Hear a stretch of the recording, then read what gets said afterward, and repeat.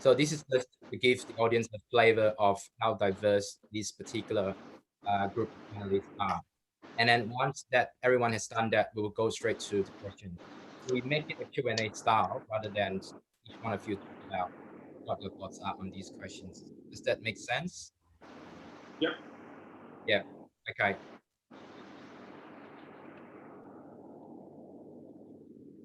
And when we throw this question out,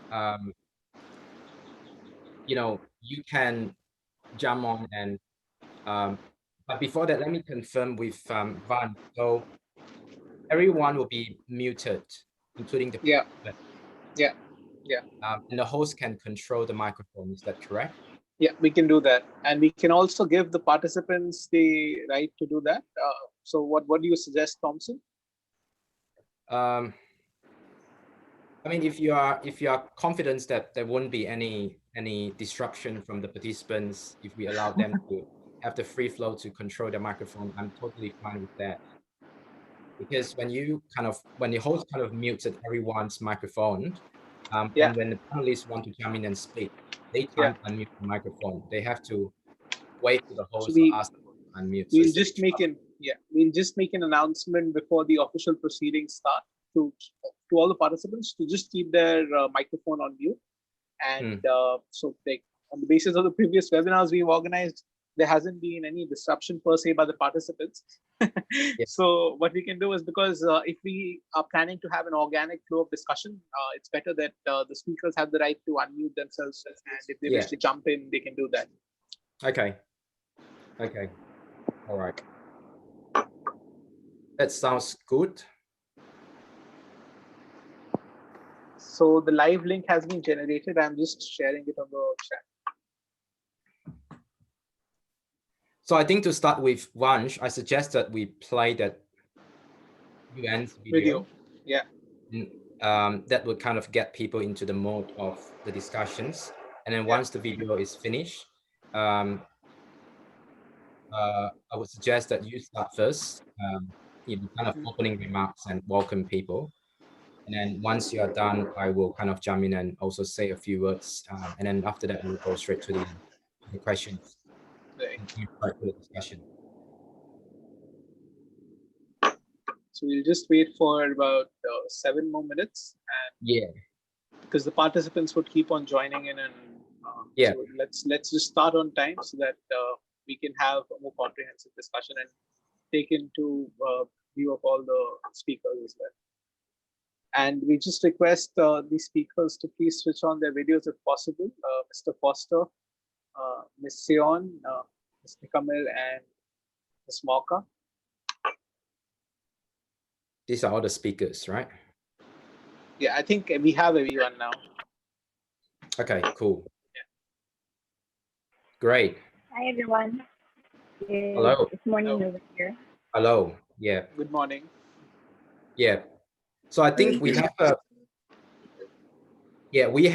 a good mix of region. If I put it that way, we have Samantha Wheeler from Australia, Melbourne in Australia, and then we have moving slightly west, we move to ASEAN, Southeast Asia region. You have Shinlei, we have Tosapo, Thailand, Sheena, Philippines, and Nikamil, Philippines, and Shinlei is from Myanmar.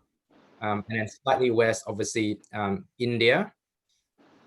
And I think India is Vansh and was that Shashank? Right. And then further west, we go to Africa, which is hope I'm pronouncing your name correctly, Muaka, and Soon, and also Foster. Yeah, am I pronouncing your name correctly? Yeah, my name? Yeah. My name is Sion. Sion. Yeah, good. Sion, okay. Yeah. Sion and Muaka and Foster. And obviously to the further west, to the Latin America side, of course, Gustavo in Peru. So we got pretty much almost the whole range of time zone across the world covered. So a very good morning, afternoon, and evening, everyone. Thanks for joining us.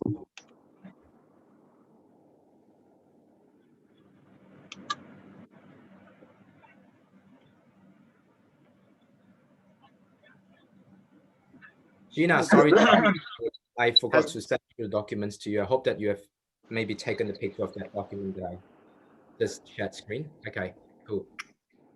Sorry, Vansh, you're saying something? No, I was just saying the link has been shared. You're coming up from 2 chat room for some reason, your volume.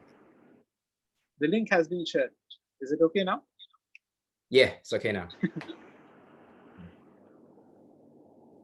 Okay.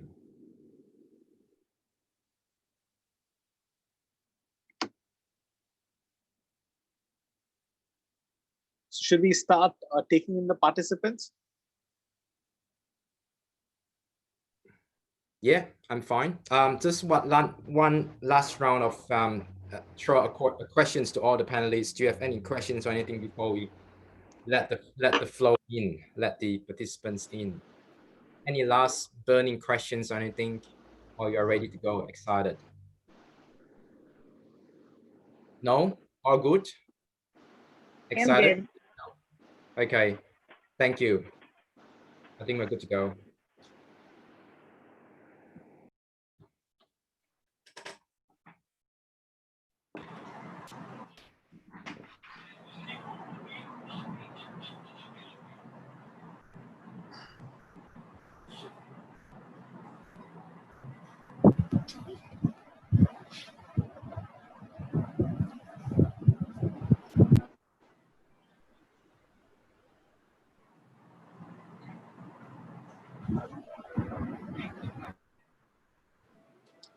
Good evening, everyone who's joining us as a participant to the dialogue. We just request you to please put yourself on mute.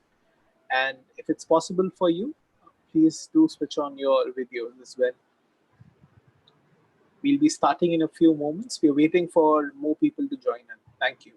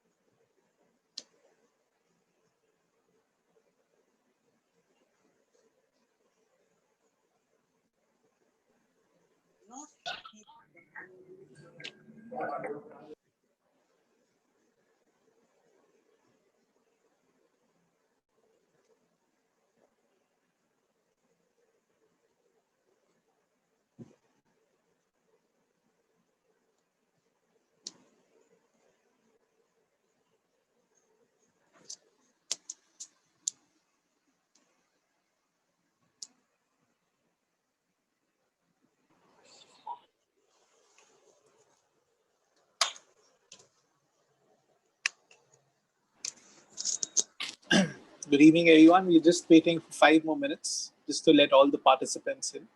And once we have the participants, we'll be starting the official proceedings. Just a side note to the audience who've just joined us, we please request you all to keep your mics on mute. And once you're invited to speak, you can unmute yourself. Thank you.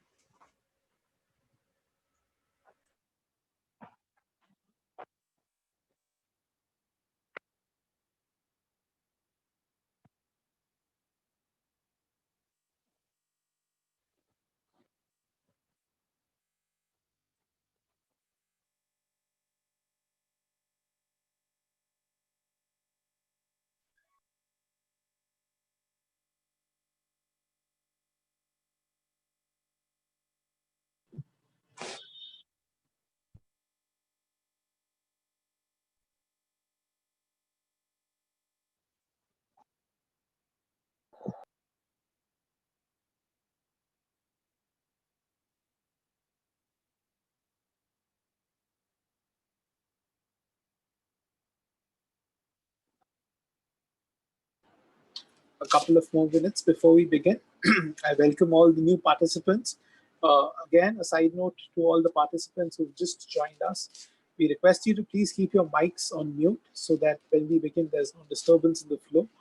When you're invited to speak, you can unmute yourself. Thank you.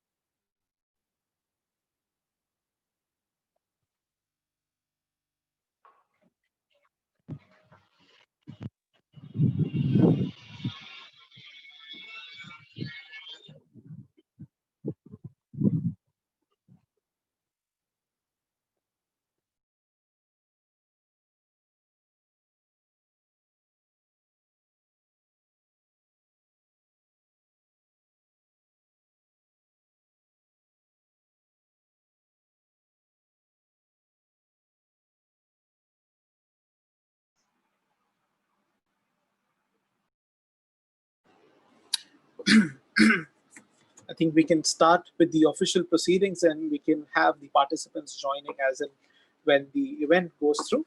So, good evening, everyone. On behalf of the Confederation of Young Leaders and the Asian Australian Alliance, I welcome you all to this very important webinar on the occasion of the International Democracy Day.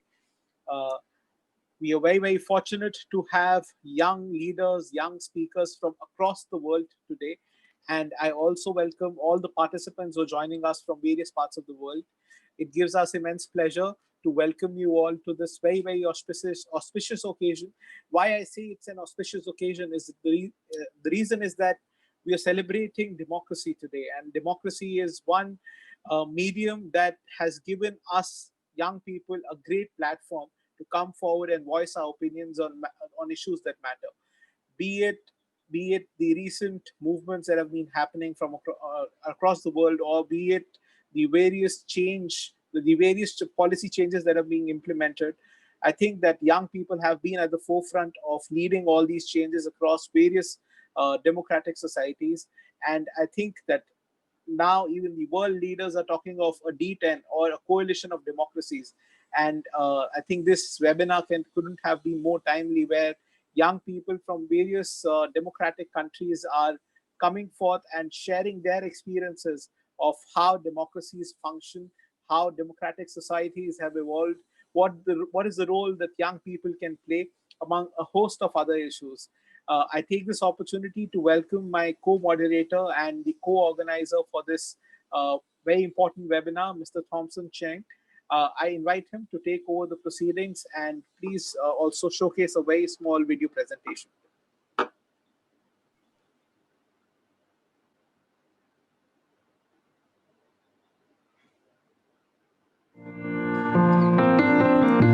Imagine all for people living for today. Imagine there's no countries. 1 year ago, member states of the United Nations adopted the 2030 Agenda for Sustainable Development. Called the Sustainable Development Goals, or SDGs, it promises a better future for all in 15 years. One of the 17 goals focuses on democracy. It aims to promote peaceful and inclusive societies for sustainable development, provide access to justice for all, and build effective, accountable and inclusive institutions at all levels, critical in delivering sustainable development in all countries.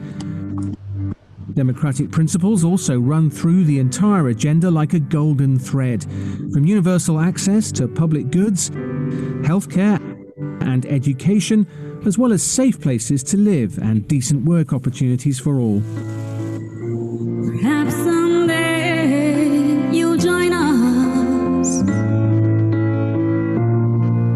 the world will be as one.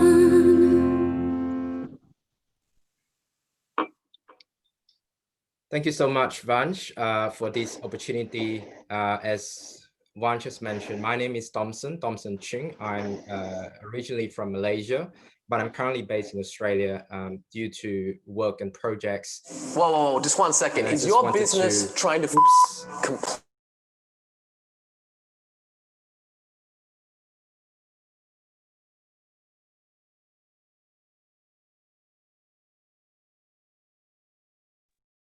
Sorry about that. There was the YouTube that has continued to flow.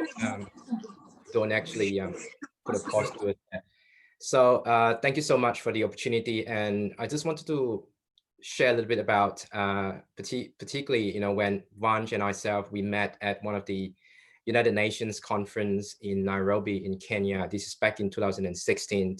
And that was when we were, discussing about potential collaboration opportunities. And the video that you have seen earlier on was about the UN talk about the International Day of Democracy, which is right today, the 15th of September. And of course, it talks about the Sustainable Development Goals as well. And I'm sure that all of us here would have noticed that we are right exactly 10 years from now, before 2020.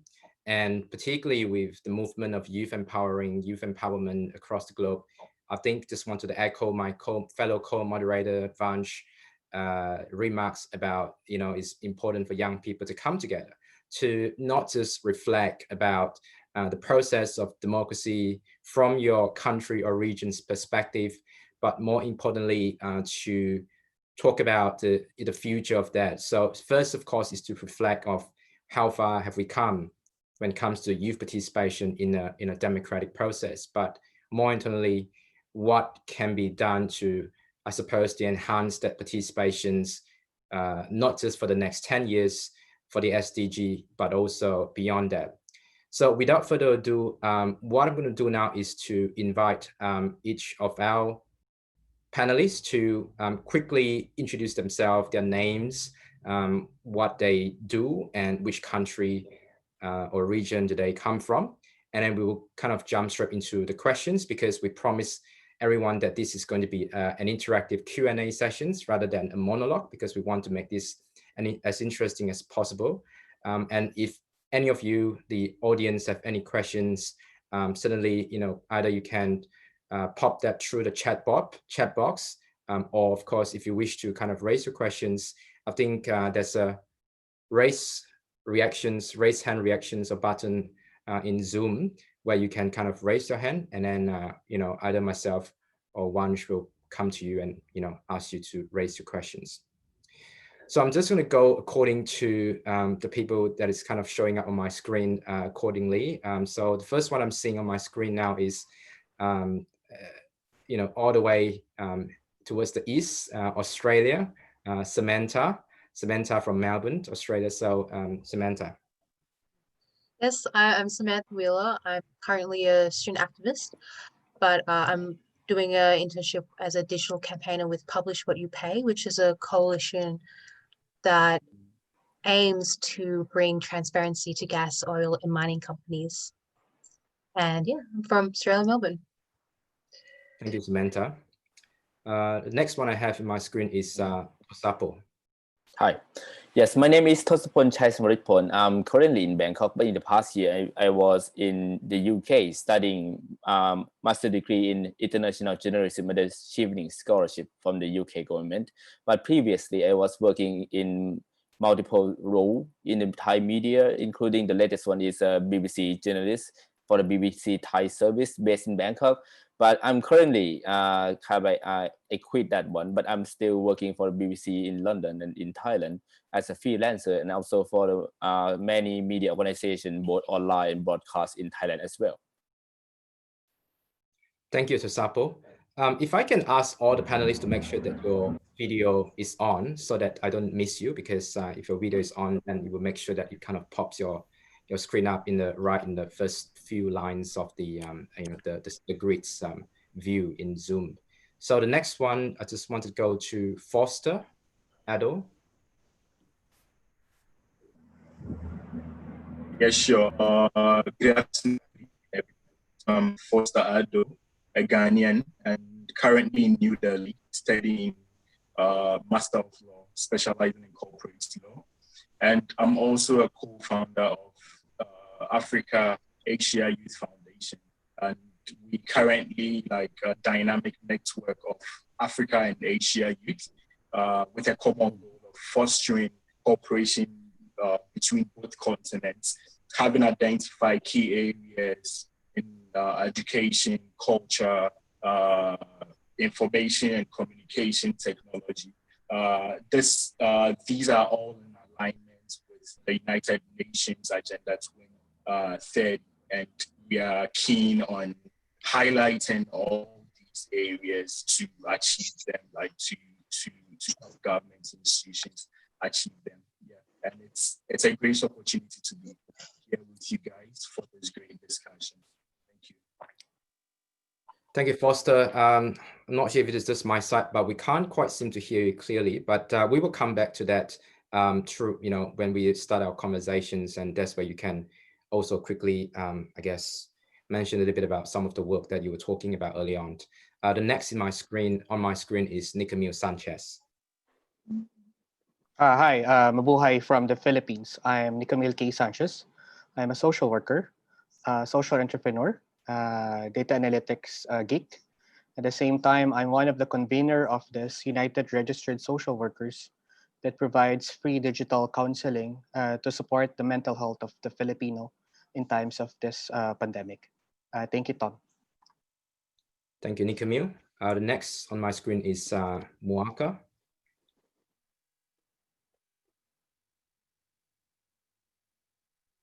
Oh, you are muted.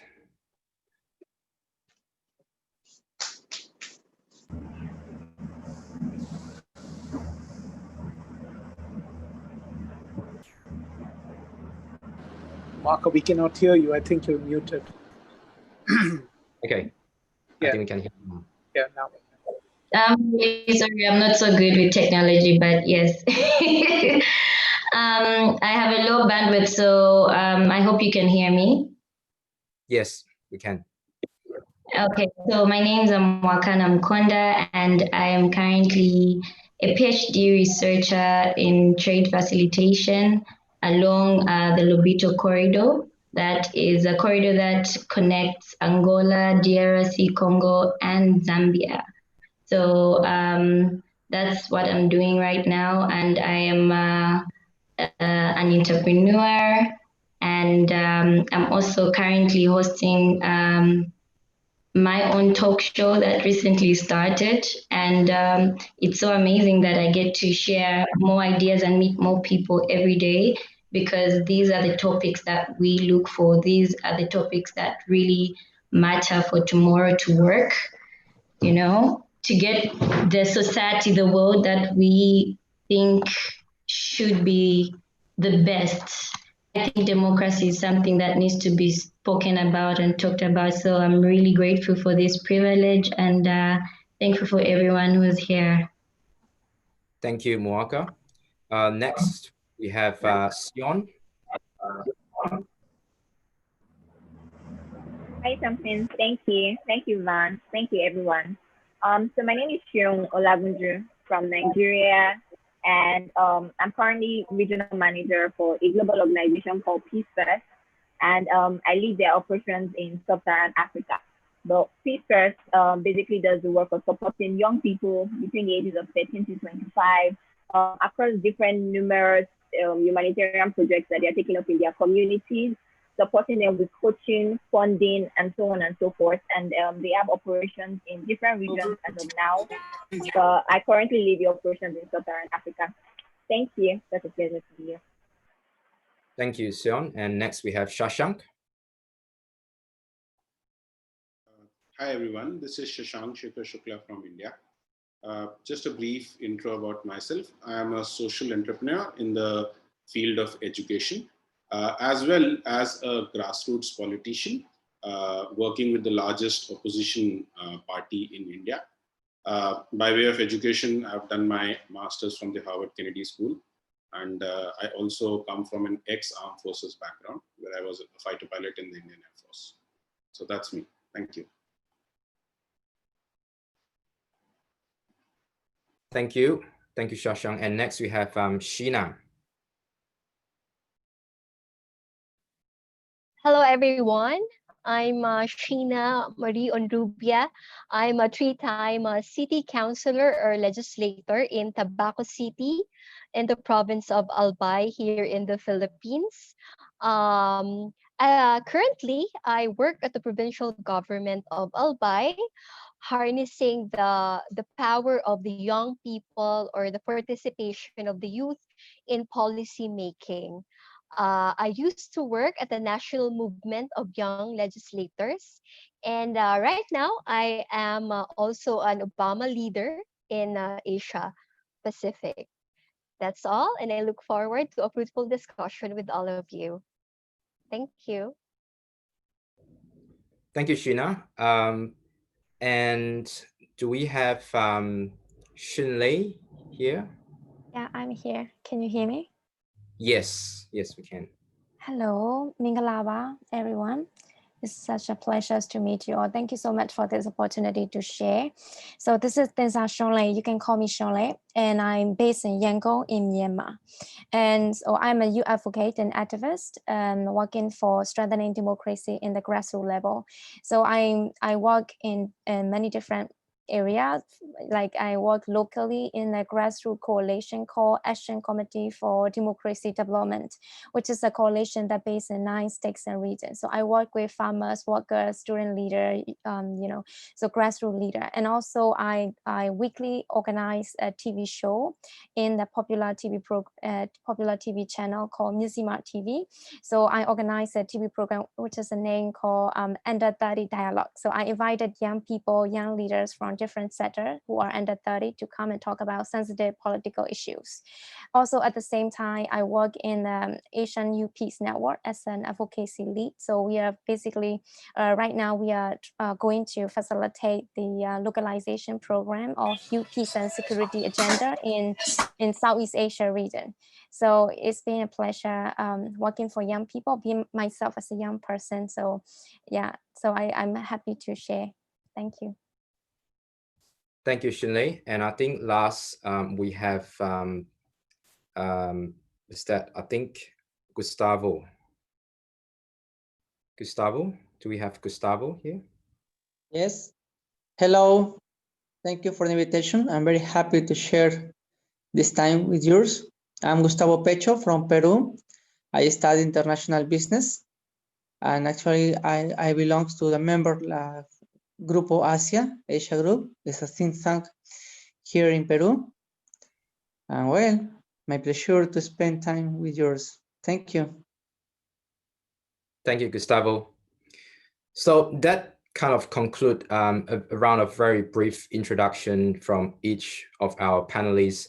And I think you would agree with me if I said that these panelists, they're not just active, but very distinguished based on their backgrounds, based on their involvement.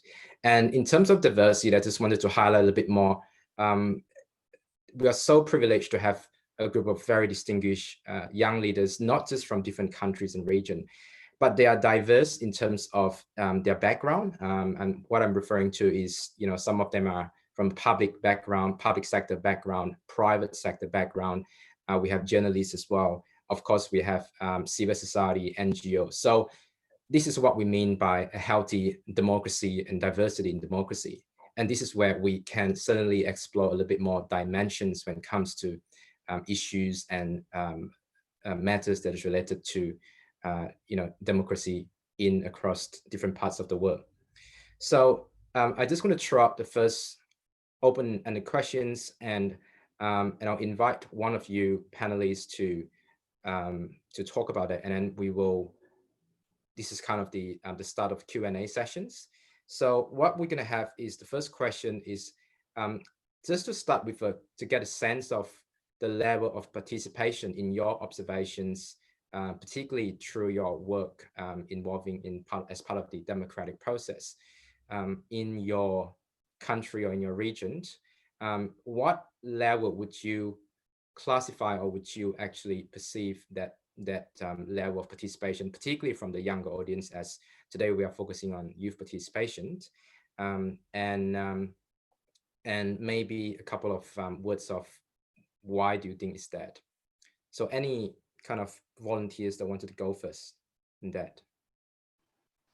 Okay, I can talk about that a little bit. Okay, so Sapo from Thailand. Yes, I from my observation, so this is my opinion as a journalist, but not as an opinion for any BBC platform or anything. So please not misunderstand that. So I would call that this year, the 2020, is a year of young generation, particularly in Thailand, because right now we have like a big protest going on in the past 2 months, and another one scheduled for on the 19th of September. It's going to be one of the biggest protesting in Thailand in many years. And actually, most of the participants in the protest itself is the young generation, students mostly from university, and some from the secondary school itself. And they are the one who holding the protest actually, because they see that how the governments in Thailand have been coping with the COVID-19 and injustices going on for the past few years. Currently, they cannot tolerate that anymore. And this is quite different from the red and yellow shirt protest in 2006, when the Thaksin Shinawatra, the former prime minister of Thailand, was dethroned, and he is in exile ever since.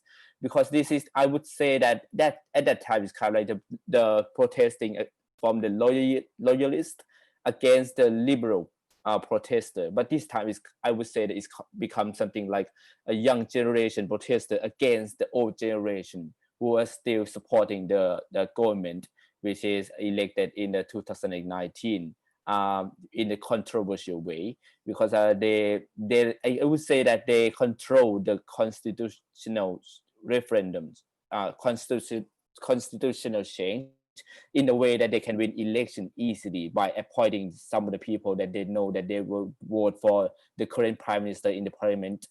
And so the people that going to come out to protest on the 19th of September, they are not agree with that anymore. When with the COVID-19 situation, even though that we have currently 0 cases each day for the past 3 months in Thailand, but the situation is that we are still in the emergency law and we locked down the country. So the tourism industry is in the collapse, and a lot of people kind of like in a die situation. We expect that about 20 million Thai people will be left out, will be laid off, and will not have any job anytime soon. So that is one of the issues that people come out to protest. But one of the main one of the interesting things that young generation in this in Thailand are talking right now is about the change and the reform of the monarchy. Thailand is in a constitutional monarchy. I think quite the same in Malaysia. Thompson, you can put a little bit on that, but it's in a different kind of design, because we know that even though that the government won't and acknowledge it publicly that the monarch, the current king of Thailand, interfere with the politics, but actually a lot of people talk about it on Twitter, Facebook, and etc. about how the king himself interfered with politics in a way to benefit him personally in a privileged way, and not benefiting the Thai people at all. So actually the protest is not just about asking the government to resign, but also the reformation of the monarch system in a way that kind of like coincide with the Western world, or maybe in Malaysia, that we know that the monarch himself is a kind of like a symbolic position. But in Thailand, we have been taught that the monarch is a protector and the owner of the country, so we have to revere him and we cannot criticize him publicly. But now that is changing, and the young generation is the one who spearhead that kind of change. So that is the situation in Thailand. That's the good point, and I think the two quick points that I pick up there is on the constitutional monarchy, which some of the other countries also share as well. But more importantly, more and more younger generations are getting involved in this process in Thailand. And before I go to Sion, I know that Sion has something to say about this, but I just want to ask colleagues in the Southeast Asia, the ASEAN region. And for those of you who do not know ASEAN is actually a regional bloc that consists of 10 Southeast Asian countries.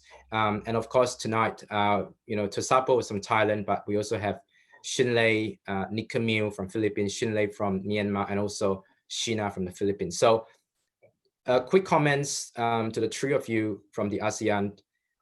Do you share the same sentiment where you are seeing more and more youth participation, whether it is on rallies and protests, or in more broadly and generally in the democracy participation? And I'll come to Sion a little bit later. So yeah, Jinlei. Yeah, thank you for sharing, Sapo. We've been following closely as well what's happening in Thailand. We've been so impressed with the young people standing up against these militarized regime. And we shared a similar story, back in 1988, because we just get out of militarized regime only since 2010, but still we have a lot of military mindsets, in our daily life. And so I think, I agree that many young people are more, active, and they reject and they refuse that fear cat, because they have we being like witnessing the politicians and the people in power. They've been using the politics of fear. That's something that we have to refuse every day. They threaten us, every day with current existing law, and also they threaten using like different, strategies. That's something what's happening in Myanmar as well. We have a civil war. It's such a shame that I have to say that it's such a shame. We have a civil war going on since 70 years ago, and now it is going intense in Oregon State. So Oregon State is border with Bangladesh, is where with people from different ethnicity, including Rakhine people, live there for so long, and they've been fighting. The ethnic arms group called Oregon Army and Myanmar military been fighting for over 2 years now. They started fighting since 2 years ago. Now with the COVID situation, they refuse to stop as well, stop the offensive and fire.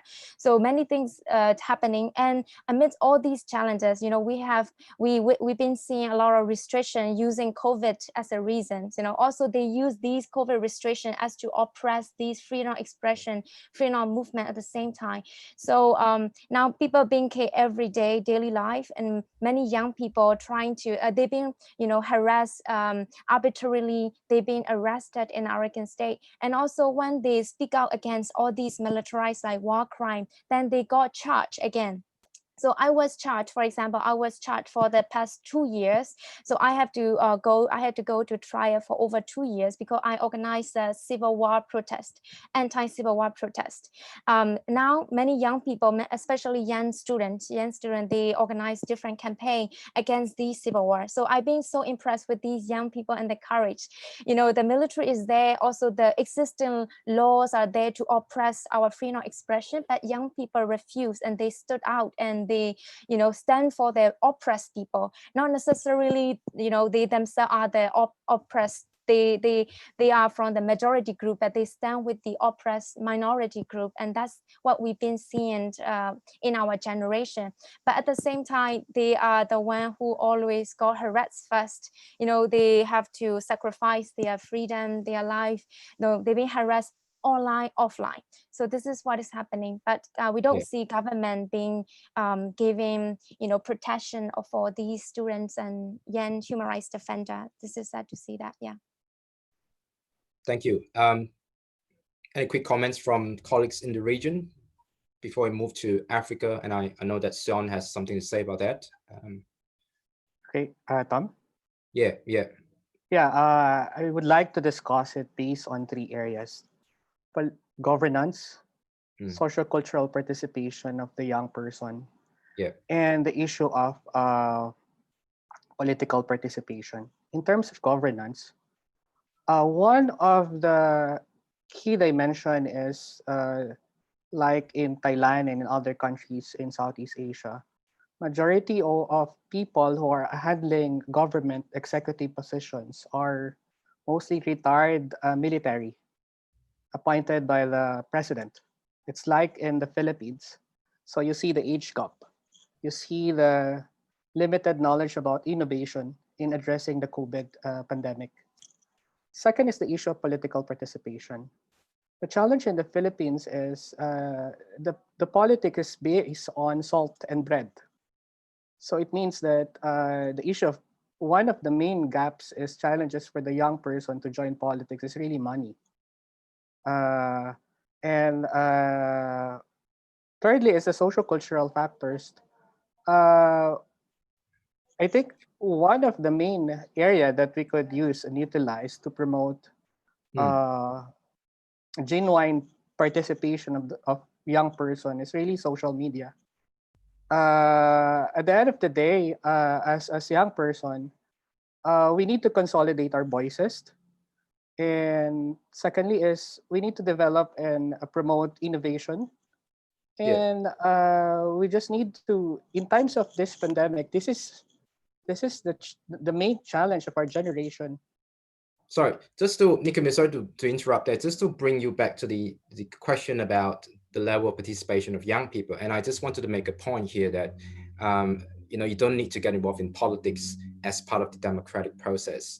There's so many other ways to get involved, but of course, getting involved in politics is one of the, I guess, influential, powerful way to influence policy makings, as evidence in some of our panelists today, Sheena and Shashank, they were involved in public policy or politics in general. So, so in terms of Philippines, and Sheena can come in here, in terms of your youth participation, how would you rate that? I would say that the Filipino. You are a good testament being a youth, young councillors, 3 terms consecutively. And how old were you when you first got elected as councillor? I was elected when I was 21 years old. And many people were surprised because I didn't utilize the 3 Gs in politics, in Philippine politics at least. The guns, goon, and gold.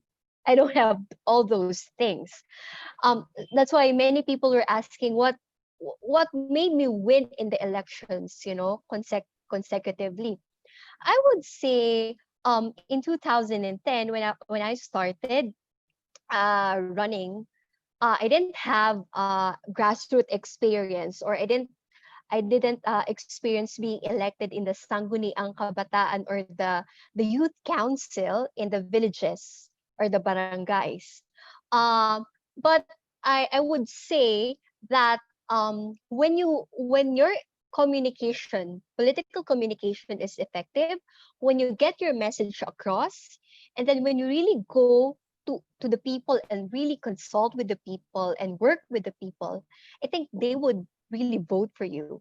I would say, in terms of like for the whole country, I would say political participation, like being a politician.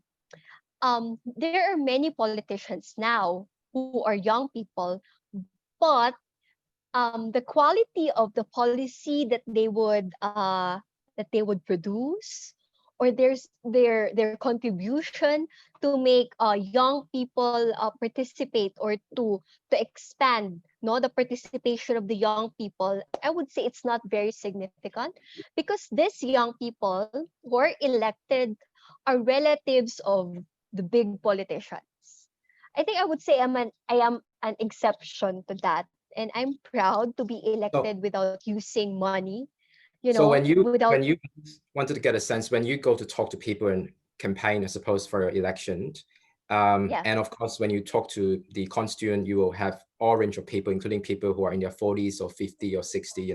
So how would they kind of perceive you? And who knows, maybe there are some of our panelists or our audience who might be aspiring to get involved in politics one day, and I think your story can kind of be a good practice, or a best practice, or maybe an inspiration for them to do so. So I'm just interested to find out, when you talk to somebody from maybe in the age of 50 or 60, or the older senior people, how do you then give them confidence that, look, vote for me, I'm young, I'm 21, but I can still deliver what I've promised to deliver? It's very important that you make them realize, or you tell them that that the stakes are high for them, that governance is always shared, because we have patronage politics in the Philippines. So what I mean by that is that people vote for or people see the politicians as the giver or the provider of dole outs. They don't empower. So I would tell them that if I am elected, then they would be part of the governance.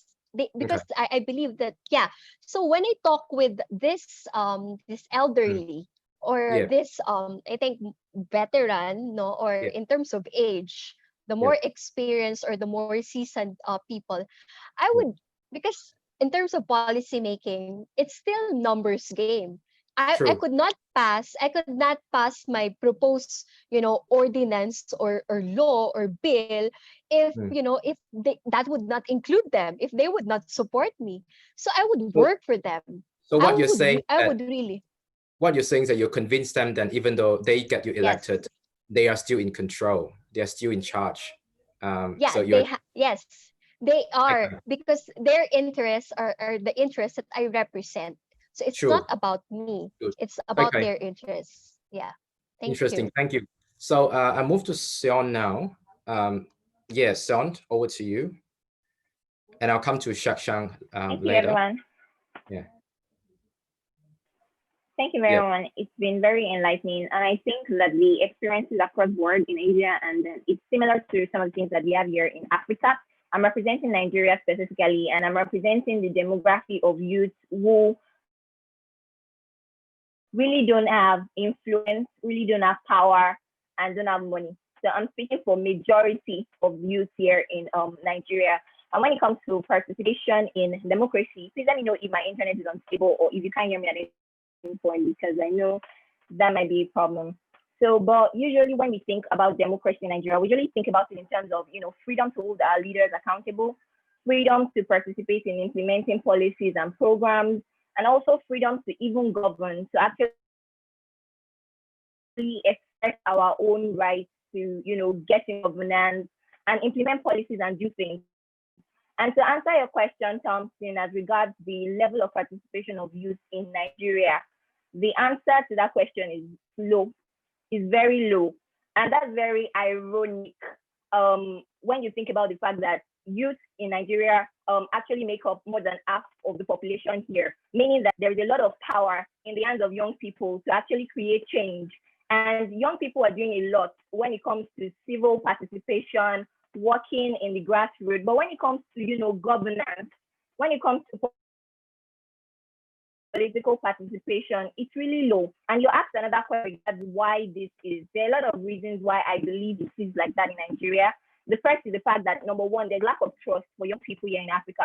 We think that as a result of age, as a result of experience, older people have more, what's it called? They are liable to rule better or do more than young people would. So if a young person decides to create a policy or do anything, there's always that you really don't know anything because you're so young.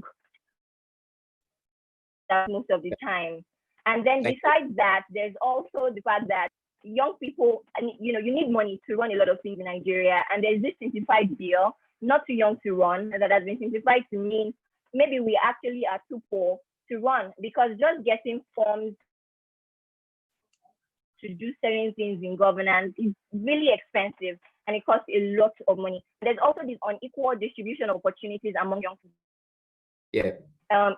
It always goes round and round, people that are already present in governance. So it's low. I know young people are really trying, but these are some factors that contribute to low participation of young people in democracy here in Nigeria. Okay. Thank you. Thank you. I think you raised a very good point, and particularly on the limited resources that possibly needed by young people to get involved in this whole process. So, Shashank, and then I'll come to Samantha later. Yeah. Yes. Just a couple of quick points, right? I represent, while I talk here, I represent the largest democracy on this planet, and the average age, right, of the Indian population is just 26 years. And the average voting age is just 18, meaning the age at which the youth can participate is just 18.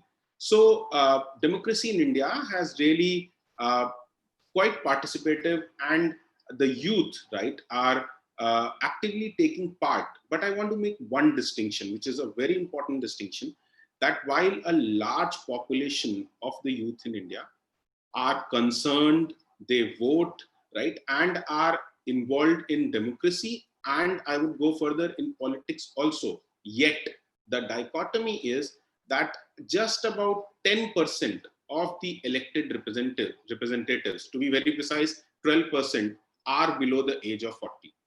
So that's a dichotomy, that we have such a young population who are empowered to participate, right, yet are not able to get to the higher echelons of policy making or get elected. Now, that lends itself to two very pertinent questions: that for the youth to participate, what are the pathways? And B, what are the barriers?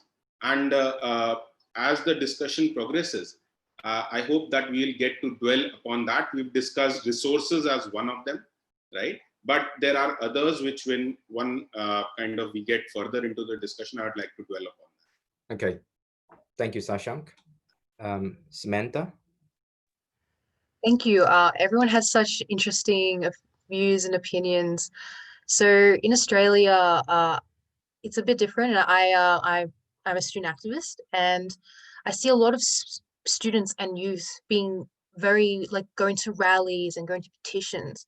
But in Australia, we have this interesting thing of everyone has to vote, otherwise you get a fine.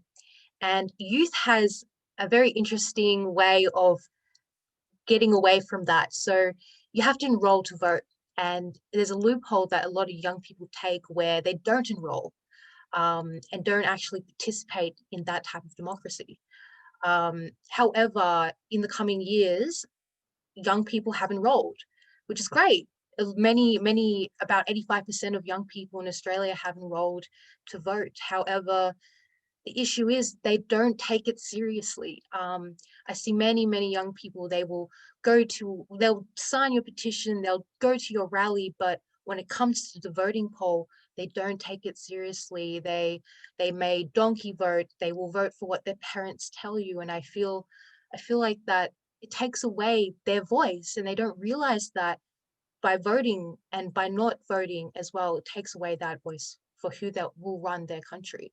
And another thing is young people have a hard time, like everyone here has said, have a hard time trying to actually get to those places of policy making, especially in Australia.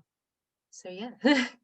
I mean, it's just on the one thing that I'm always interested to find out more in terms of opinions is that compulsory voting things. And I think Australia is one of the few countries, if not the only country in the planet, that actually make it compulsory for everyone to vote as part of the democratic process. And obviously there are arguments that say whether or not the right to vote is part of the democratic rights of an ordinary citizen. So what works in your opinion and what didn't quite work in that kind of system? So compulsory voting, I do believe it does work because it makes people think and makes people participate. The thing is, in a society, you get all these benefits. You get in Australia have very good healthcare, very good education. And so in order to get those things, you need to participate in your society, you need to vote. That's my opinion though. I know many people believe that making people vote and making them pay a fine if they don't is atrocious. But in Australia, the problem is, I see it in the older generation more than the younger. They have this, they don't really care and don't really view it as important, which is why you might need that incentive to get them to vote. Yeah.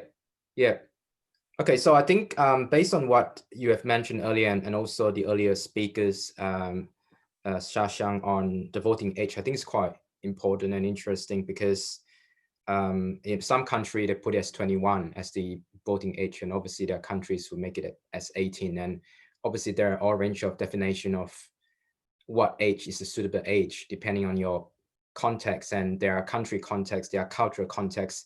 Definitely, how do you define that? So that's and it's interesting. And before I quickly get Muaka or Gustavo, if you have anything to add towards this, and even Foster as well, just wanted to once again, for those of you who has just joined us, thank you for joining us. This particular webinar is brought to you by the Confederation of Young Leaders and also the Asian Australian Alliance in conjunction with the United Nations International Day of Democracy, which is today, the 15th of September. So yeah, any final thoughts or words to add to you, Gustavo or Muaka or even Foster, before we kind of go deep into some of the issues that has been raised here? And before I ask you to speak, I just wanted to mention that what we're doing here really is a platform of sharing good practices. And we are trying to get the panelists to talk about their systems, what worked, what didn't work, and whether or not that may apply to your context, to your country context. Understanding the word that democracy itself is a very broad term, and it is being defined differently according to your country's context. What work in some others country may not necessarily work in your country, but this is why you're here tonight, to hear about what some other young leaders are doing in their respective region and country, and see if that's something that you would like to kind of explore, and if that may kind of add a little bit of spike if you wish to change the current situation to encourage more youth participation in your respective country. So I saw Gustavo unmuted himself, so you have something to say. Yes. Hello. An unfortunate paradox passed with young Peruvians. For example, they represent 28% of the electoral roll, almost 6.5 million voters. And in the last general elections in 2016, the largest of the age groups, but they were represented by only 4% of the candidates who ran for the Congress that in that year. Worse still, of the 130 elected congressmen, only 2 qualified with young people, that is less than 29 years years old at the time of the election. In Latin America, it's a big problem to young people to get involved in politics, but it's growing slow. I could say that. For example, 2 days ago, we have a new mayor of the city of Cusco, a girl who has 25 years old, like a mayor, and also we have another congressman just with 29 years old. In that case, youth people is get involved a little by little in Latin America and especially in Peru. Thank you. Thank you. Foster or Muaka? I hope I'm audible now. Yes, you are. Yeah, sure. So in the context of Ghana, I think I can relate it to what Sion was saying and how Nigeria, the system works there, whereby the youths are not really being trusted when it comes to taking political spaces and making policies for the people. I think in Ghana, like looking back, we also had that particular problem whereby finances were like a little bit of a problem for the youth to campaign for their aspirations to become political leaders. But now things are changing. You see youth like in the age of 20, 25, 26 being voted to go to parliament to make policies on behalf of their people. And I think it's something that it's commendable. And even aside taking political spaces, you see youth who are enthused about going on social media, forming think tanks, then also civil societies, trying to put pressure on the government to hold the government accountable. And I think this is something that is also commendable. It's not always about taking political spaces to make your voice being heard or to make changes. Even from behind the scene, from behind taking political spaces, you can also, in your own way, like what all these civil societies are doing, all these think tanks are doing, you can also hold the government accountable by making your voice heard. And now social media is a very powerful tool. In Ghana, for instance, this year is an election year, and when you go on social media, you see people having debates.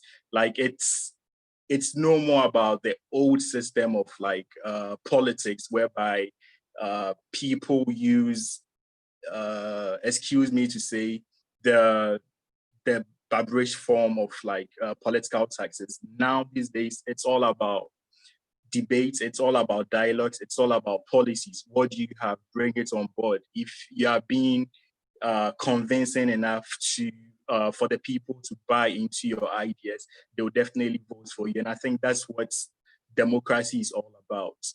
So I think things are changing. Like we are not there yet, but looking at the future, I think it's very bright for Ghana. Yeah. Thank you. Thank you. And I noted about your point. I think that things are only changing, but of course, there are a number of challenges still there. Muaka, you wanted to say something? Yes, I wanted to add on to what everyone has said. It seems we do indeed share very similar challenges that we are all going through. Something that hasn't yet been mentioned that we are going through in Zambia is we still don't have so many women, not only the youths, but also because of cultural the cultural background that we do have, women are not seen as people who should be in the lead, you know, just like the way people look at youths and do not recognize to say there are some youths who have really way much brighter ideas than adults. I mean, not that, than the elderly segment. So that's the only addition.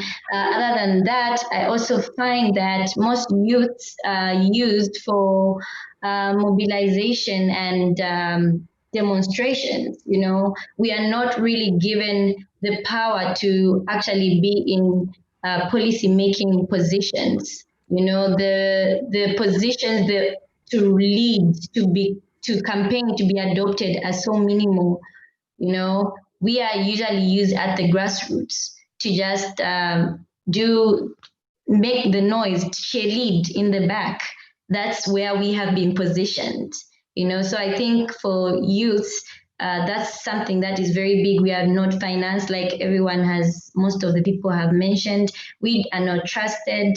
There is the percentage of women and youths that are involved in politics because of cultural backgrounds, and they are not taken up. So these are some of the problems that we see in my country, Zambia. Thank you. And it's interesting that I noticed that many of our panelists actually brought up the fact that limited resources is one of the key challenges in participations in a democratic process, but also to kind of convince the current leaders that the youth are ready to be. I always like the word strategic partner. How do we portray young people as a strategic partner, which means that young people are not there just to make noises and identify issues, but also to be part of the solutions. And some of you mentioned that COVID situation, which is very timely with this current pandemic, that how do we then portray young people as a change agent and also part of the solutions? And if we can drill that a little bit further, and I know that particularly with election process, there might be resources required, including funding. So are there any panelists here that wants to share in your, getting involved in democratic process without actually facing, the limitation of not being able to do that because of limited funding? But more importantly, when we talk about funding, and particularly with our current political party as well, how do we ensure that you got funded by somebody, but you don't actually compromise, your interests, what you're pushing for, versus somebody who actually fund you or fund your election? Any thoughts, any comments from our current panelists?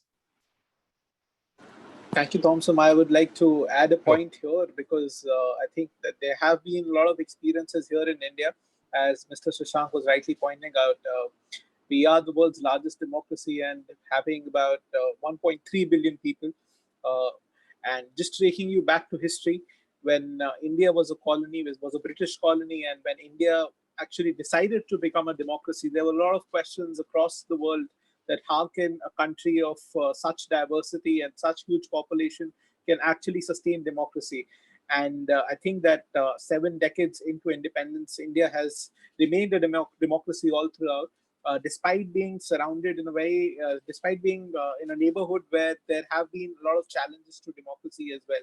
And as panelists, and a lot of panelists brought out the point regarding limited resources, I think that in the previous few elections, a lot of politicians have started to adopt a lot of innovative techniques to come through this problem of raising funds.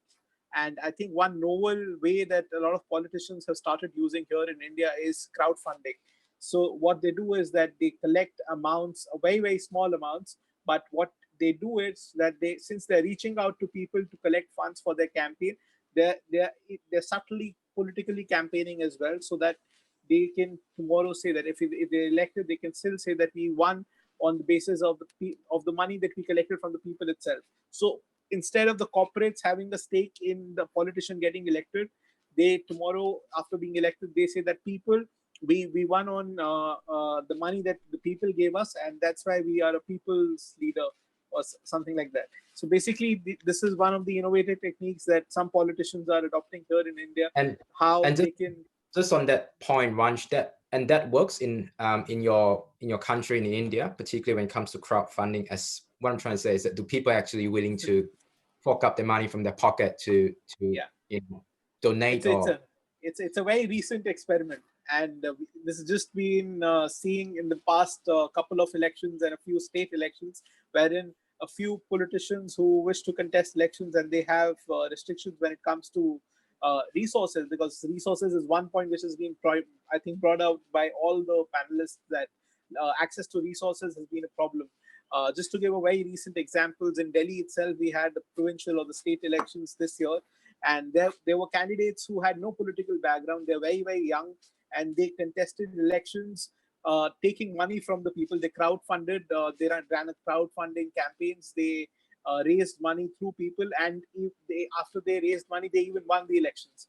So I think that these experiments, these innovative experiments, can also be experimented with in other countries as well. And as I said, that by moving through this process, we are also bringing more and more people in the political process, because when you're donating to a political leader, you're actually you're putting in your trust and faith in that particular leader as well.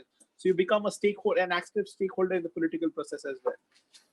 Okay, thank you for that comment. And I saw in the group chat that Div Young, if I pronounce your name correctly, and you said that low literacy rate, which is slowly changing, and the fact that people don't even know about the legislation, which is quite true. And I've observed that in certain countries. And I think with the increasing, obviously, first of all, we need to talk about how to increase that literacy rate, and then you educate your fellow citizens about who your legislator are, what is your legislative system. And I think young people has a role to play in that. I agree with what Lokesh, what you were saying about democracy is not just about the election. And I think I mentioned that in the beginning of the session, that is about active participation throughout the year and asking the right questions, though. I think that's very important, because when we go out and we talk about making, for example, politicians accountable, particularly in a democratic system, I think keeping them accountable by asking the right questions is important. And I might come to talk a little bit about the role of media, because some of you mentioned about with the role of social media, young people would actually have a role to play in that. And I want to extend that a little bit to the role of media and how media is influencing informations and knowledge that you are getting. And obviously you would know your media landscape in your country much better. I mean, things that editors and journalists put as headlines, trust me, that has a lot of influence, because whether you like it or not, some people, they don't read the entire article. They probably read on the headline only. That's one thing. And second, the way how editors and journalists sway the article, whether or not it is according to their interests or their media entity's interests, that's another debate to have. But just on fundraising, any final thoughts from the panelists on whether or not, in your experience, that didn't work in your country, and why? So I want to jump in here and add to what Vansh is saying, and this is from personal experience, right, of having fundraised and having for an election. So the thing being that the more you communicate, right, and this is where the phenomenon that is social media, right, has really brought down the costs to a certain extent. B, it has leveled the playing field, right, and kind of skewed it more towards the youth, wherein the fundraising aspect that Vansh was talking about, I've done it myself, right, and the more you are able to communicate to your constituents, right, through various mediums, right. In India, there is a WhatsApp, right, through Facebook. The more you are able to reach out to them, when the time comes, you can ask them. And I have been kind of given the donations in denominations as small as 100 rupees. That's like $1.20 odd cents, right? But so just on that point, crowdfunding is one thing, but how do you make sure that it is enough that without having to rely on corporate sponsors or whatever it is? Because I guess my question is, how much is enough when you just utilize crowdfunding as a source? Is that really enough for you to go through not just your election campaign? So I'll nuance it, right? So while crowdfunding is enough to sustain your politics leading up to the election, in the final days of actually contesting, you need to supplement it with additional resources, which is still a problem for you. But for sustaining your politics, right, throughout the 4 or 5 years in between elections, that is where a politician like me crowdfunds. right? But yes, you do. I wouldn't sugarcoat stuff in saying that when it comes to the last 1 month, last 30 days, and especially the last 2 or 3 days, you need to get some specific financiers. Thank you. And I think Shinlei shared some really good links, Shinlei, I think, in the chat room, and I welcome people to look into that as well.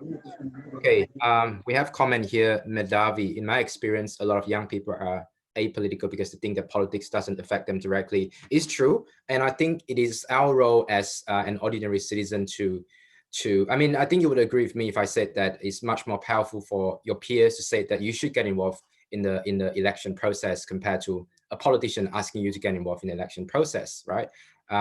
So I think that's a very interesting point to note. So to encourage your peers to get involved in that. Okay, Sheena or anyone else, just on the last part on the crowdfunding. You also mentioned earlier about, for example, your party funds you or gives you, amount for your campaign expenses, and how do you not resort to compromising your values or sticking to your core. I think it's very important that you are accountable. You're very accountable. What helps me, what helps me not to get tempted to engage in uncorrupt practices or to compromise my values, no, of good governance, is because I am working with, aside from, I'm a politician, I am working with an NGO mentoring young people. So I am accountable to these young people. I am training them in order for them to be, well, not only social civic awareness, but really groom them or help them become politicians themselves in the future.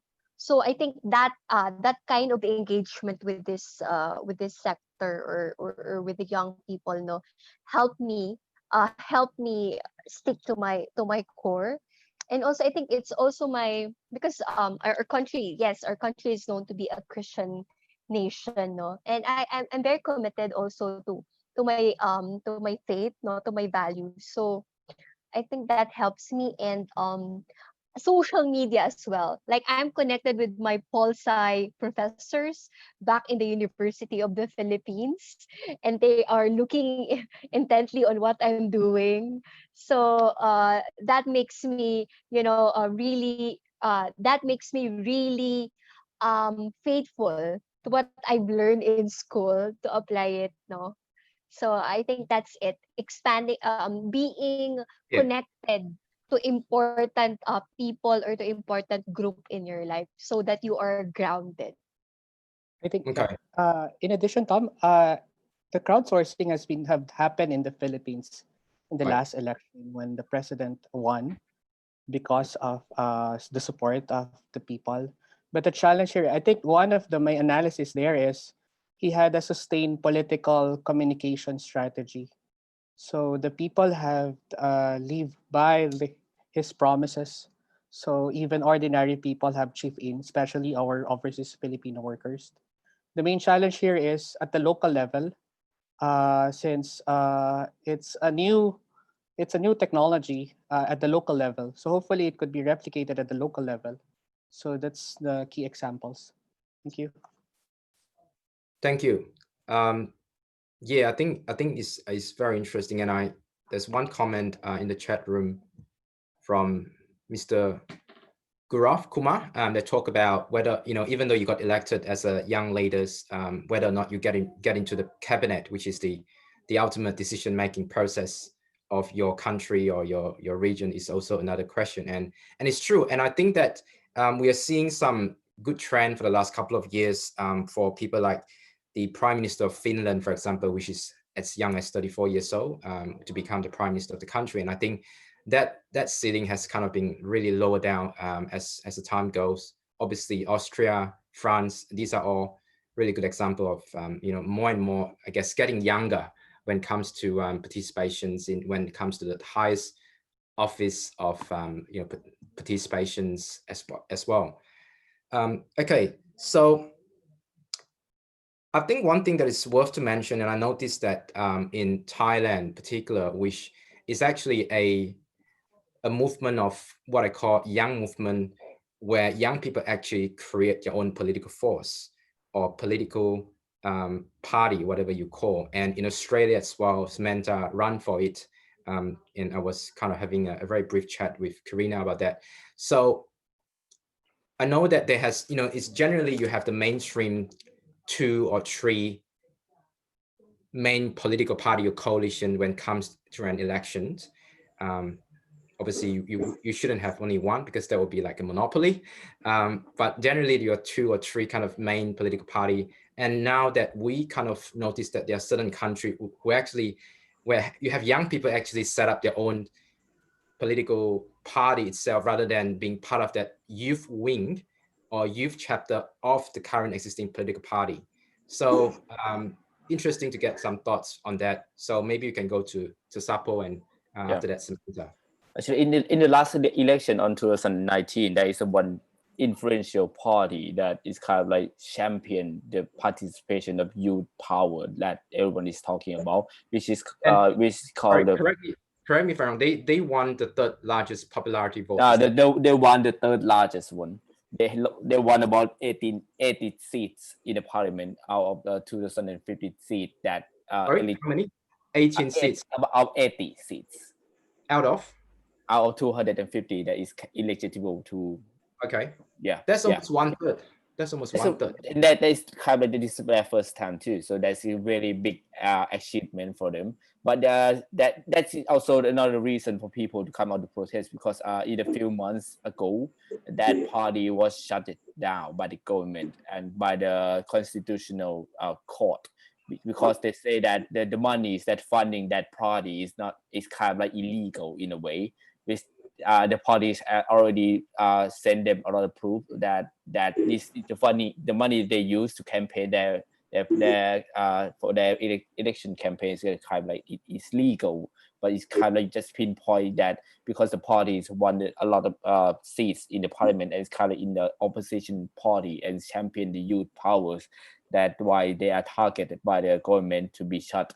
And now the kind of parties kind of like move away to a new platform. They form their own not new parties, but the 3 main leaders of that party become something like cannot participate in the parliament anymore. So they become something like activists joining the youth protesting in Bangkok and somewhere.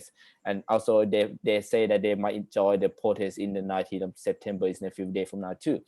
And another thing is that they say something about a younger generation form their own political movement, which is true. But it's interesting that these kind of things happen online first. They haven't organized any physical meetings before they form that kind of coalition. I think partly because of COVID-19, they have so many months in lockdown. They have a lot of time to talk about these things, their ideologies, what they want to change about Thailand, and they meet and greet and agree to form that coalition online. And when the lockdowns was relaxed a little bit, they come out to protest, which happened a few months ago.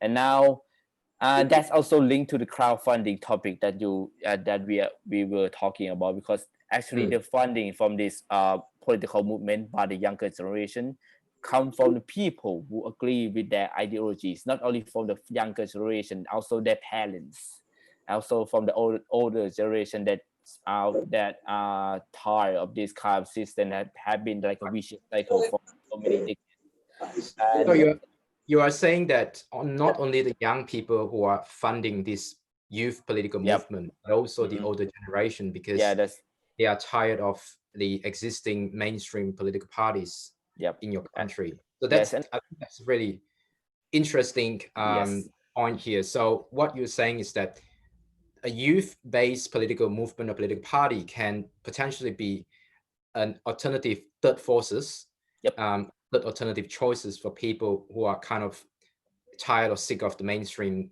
to two or three main political parties, which has been dominating the political arena for decades.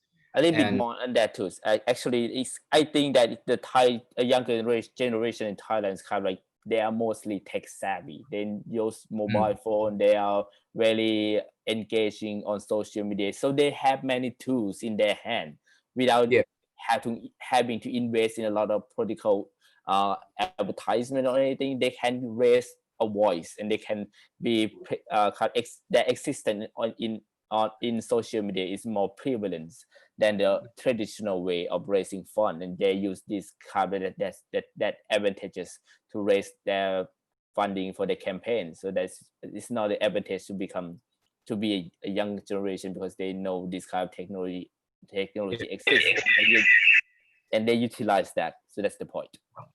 Thank you. I think Lokesh mentioned a very good question about should there be a retiring age and a minimum educational criteria for politicians, and I think that kind of varies and different according to your country context. I welcome the panelists to talk about it, but before that, Samantha, are you part of the Run For It campaign and trying to push for also, encouraging young people to go for elections or local elections in general? And I wanted to mention that the work that Sheena was doing as a local councillor, I think local council is a very good way to kind of learn things from the grassroots compared to kind of going straight to the federal or the central government politics, because you kind of learn a lot from what's happening on the ground, and you can carry that experience with you as a very strong foundation compared to jumping straight into the cabinet. But Samantha, your thoughts? So I'm not a participant of Run For It, but I am supporting Run For It, and I also support a lot of local young people going for and local. You can explain, tell a little bit more about Run For It. Yes. So what Run For It is, it's an organization that's trying to promote young local members, because at the moment in Australia we have the local council. And a lot of young people are actually going for local council this year, which is amazing. And what this organization is trying to do is promote them and try and get them elected, which is great. I've seen, and I think it's great because a lot of media and mainstream media doesn't really promote these young locals, but Run For It, because it's on social media, a lot of young people are actually taking initiative and actually focusing and seeing it. Yeah. Okay, I'm just trying to find the link of Run For It on internet, but I'm not sure. Maybe you can help me with that, Samantha, to kind of. Yeah, do you want me to go find it for you? Yeah, that would be great. That would be great if you can, and just pop into the group chat. And because I think it's quite an interesting concept, as I said, where we started to witness that young people are no longer just wanted to be part of that youth wing of the existing political party, but they think that enough is enough.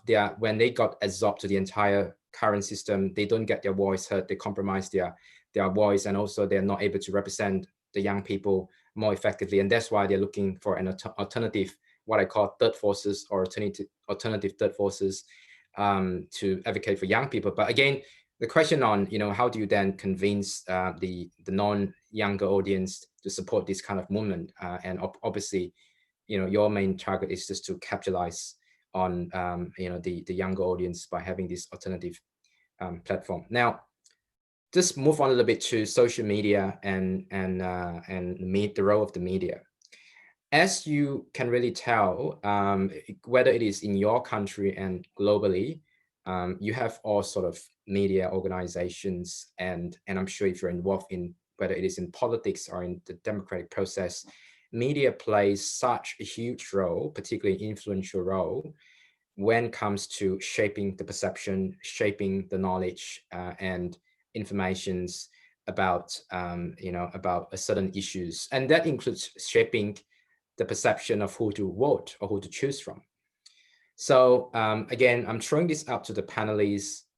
If you have any experience, in relations to that, because whether you like it or not, we kind of read news almost on an everyday basis, because when you are attached to social media, and obviously you'll get all sort of informations, whether it's on Facebook or Instagram or Twitter, on LinkedIn, or even on WhatsApp, And I think there's a note that says that sometimes people believe news in WhatsApp compared to the actual media entity. So what is actually news? I suppose that's my question.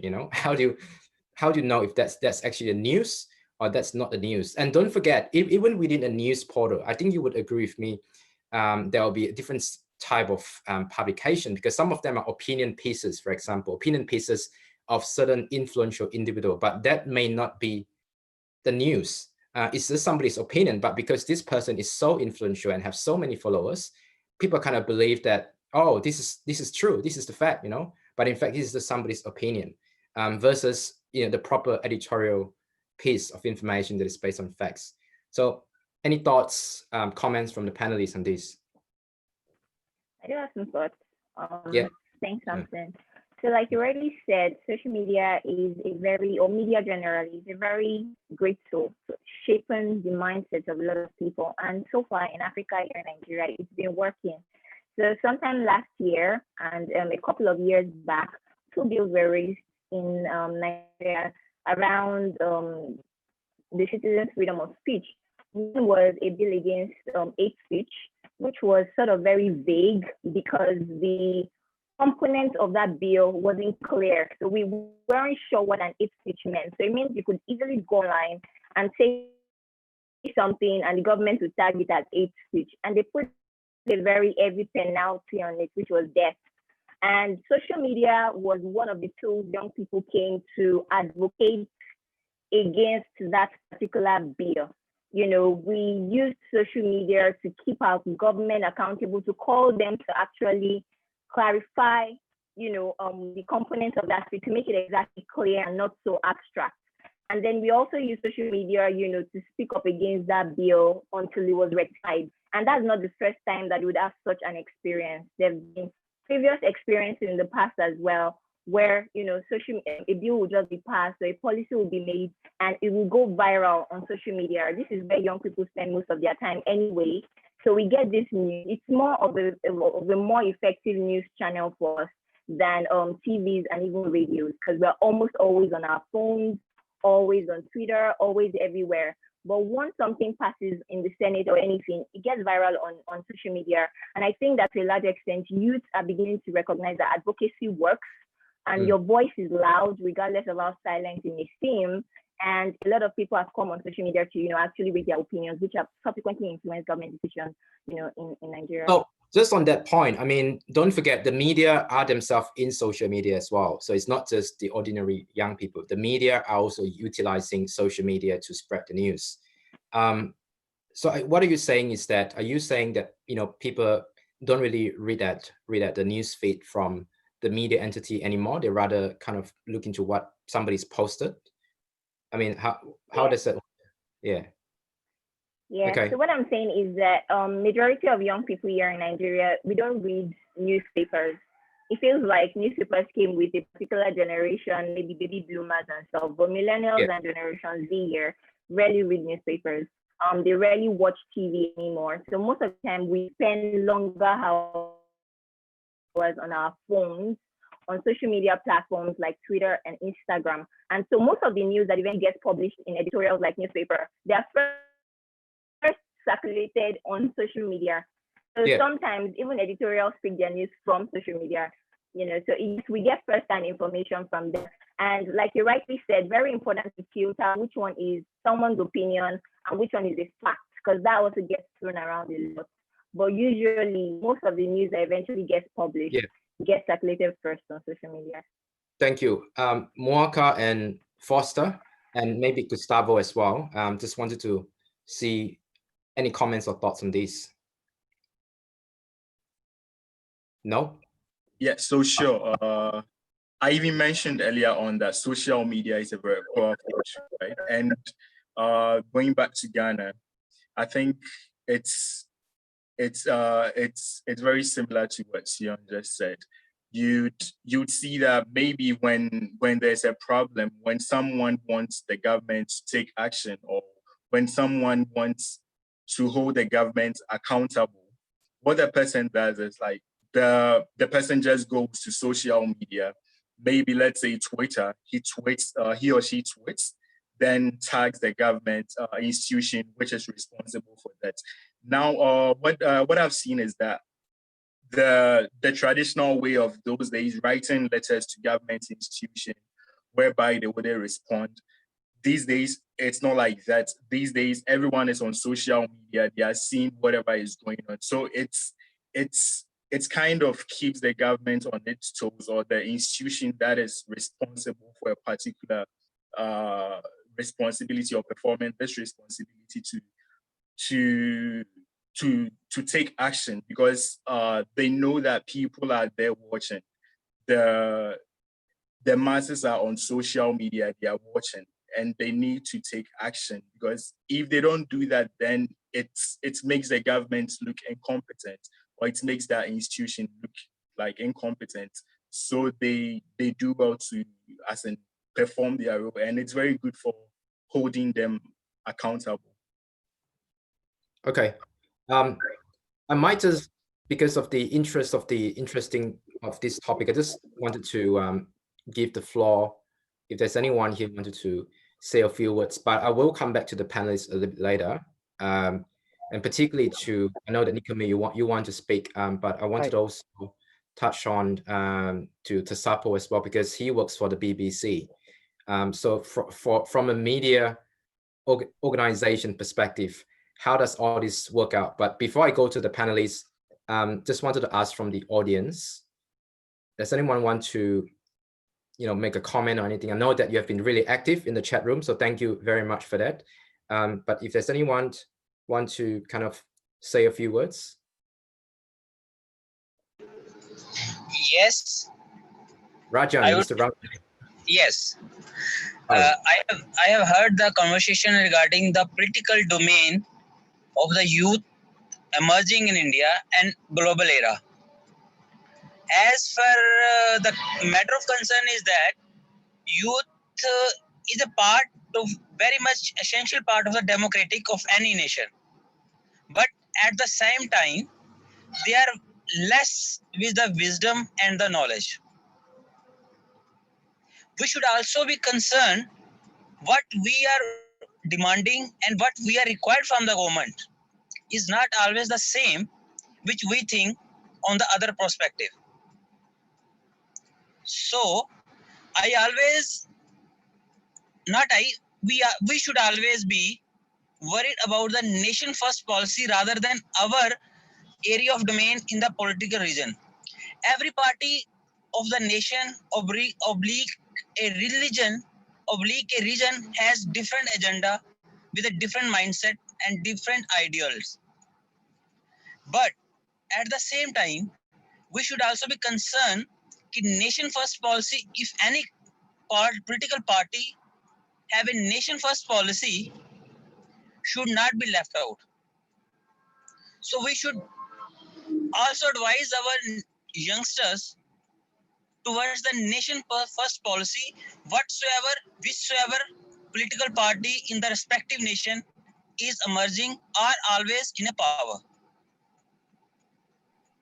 Irrespective. Thank you very much. Yes. Sorry, thank you. I think the point that you were saying is that you were kind of mentioning about if the youth has the experience and wisdom to be part of the decision-making process. And am I getting this correct?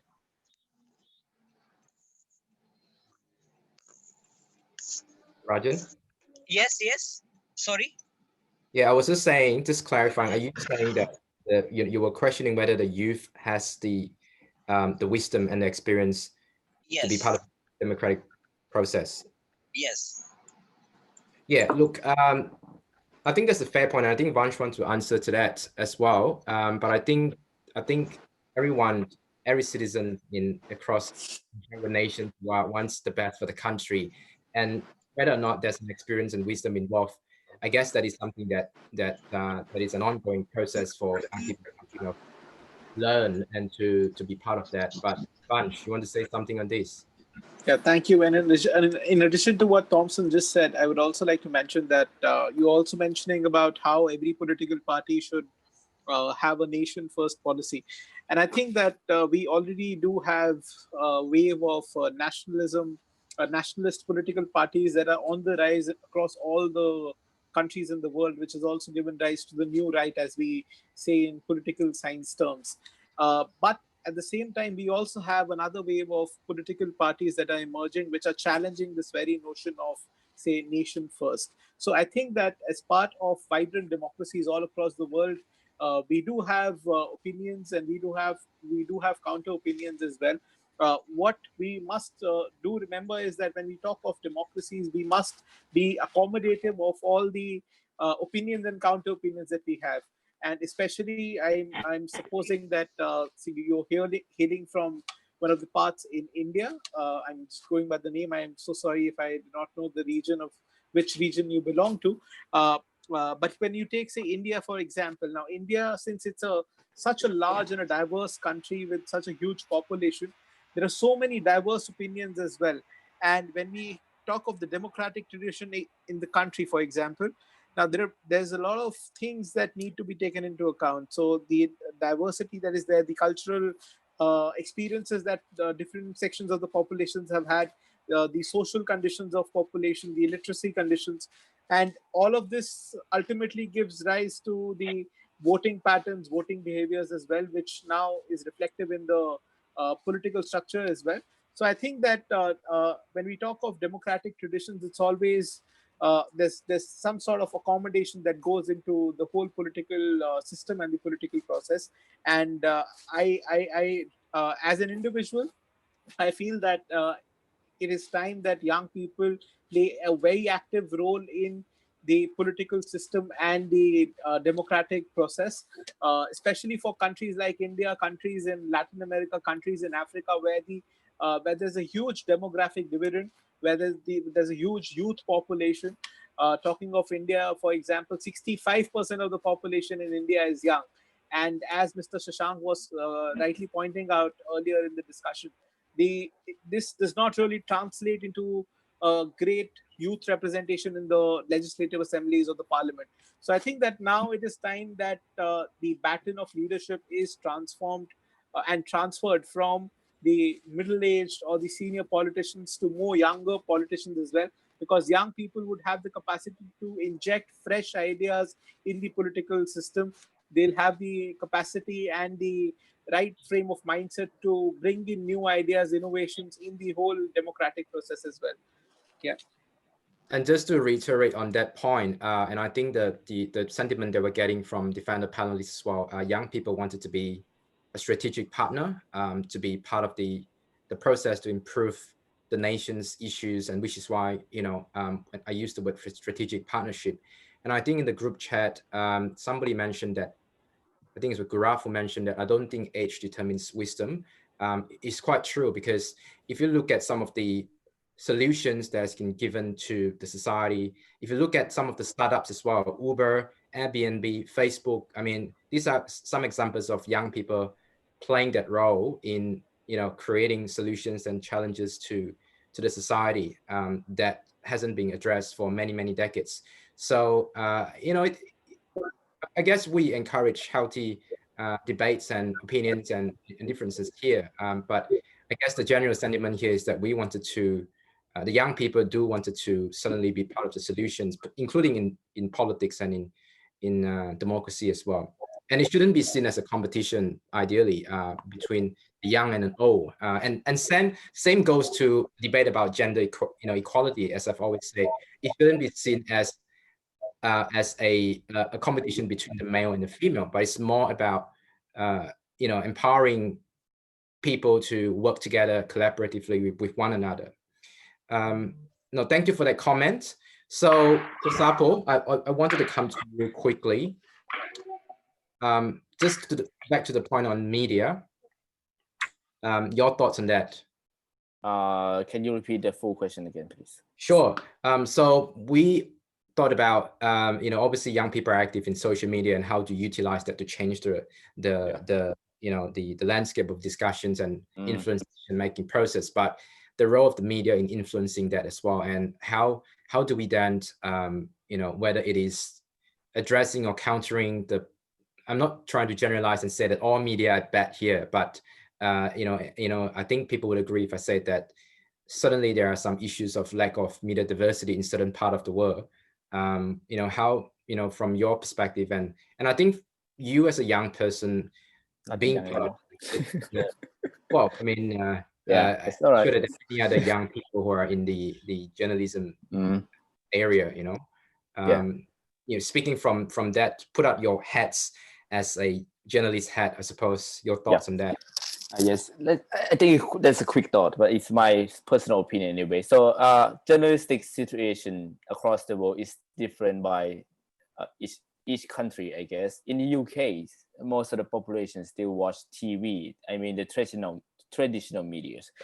And yes, but social media and online media is becoming more and more influential across the world too. But especially in Thailand, I think that it's just the media situation in Thailand is very polarized. Traditional media cannot report on some of the topic that is already been discussing in the social media.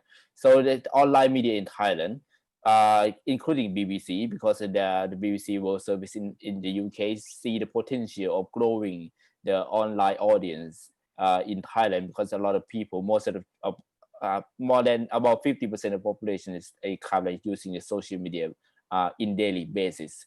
And because of the traditional media in Thailand, mostly broadcast and radios, is losing ground in that kind of competition.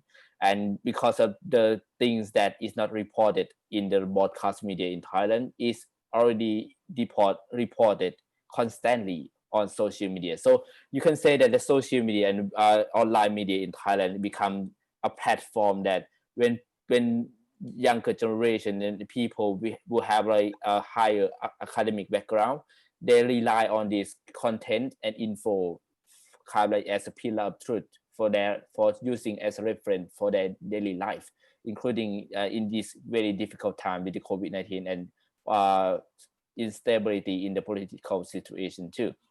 But in terms of young people participation in this kind of platform, I think it's interesting to note that that the youngest BBC journalist in Thailand actually is 23 years old.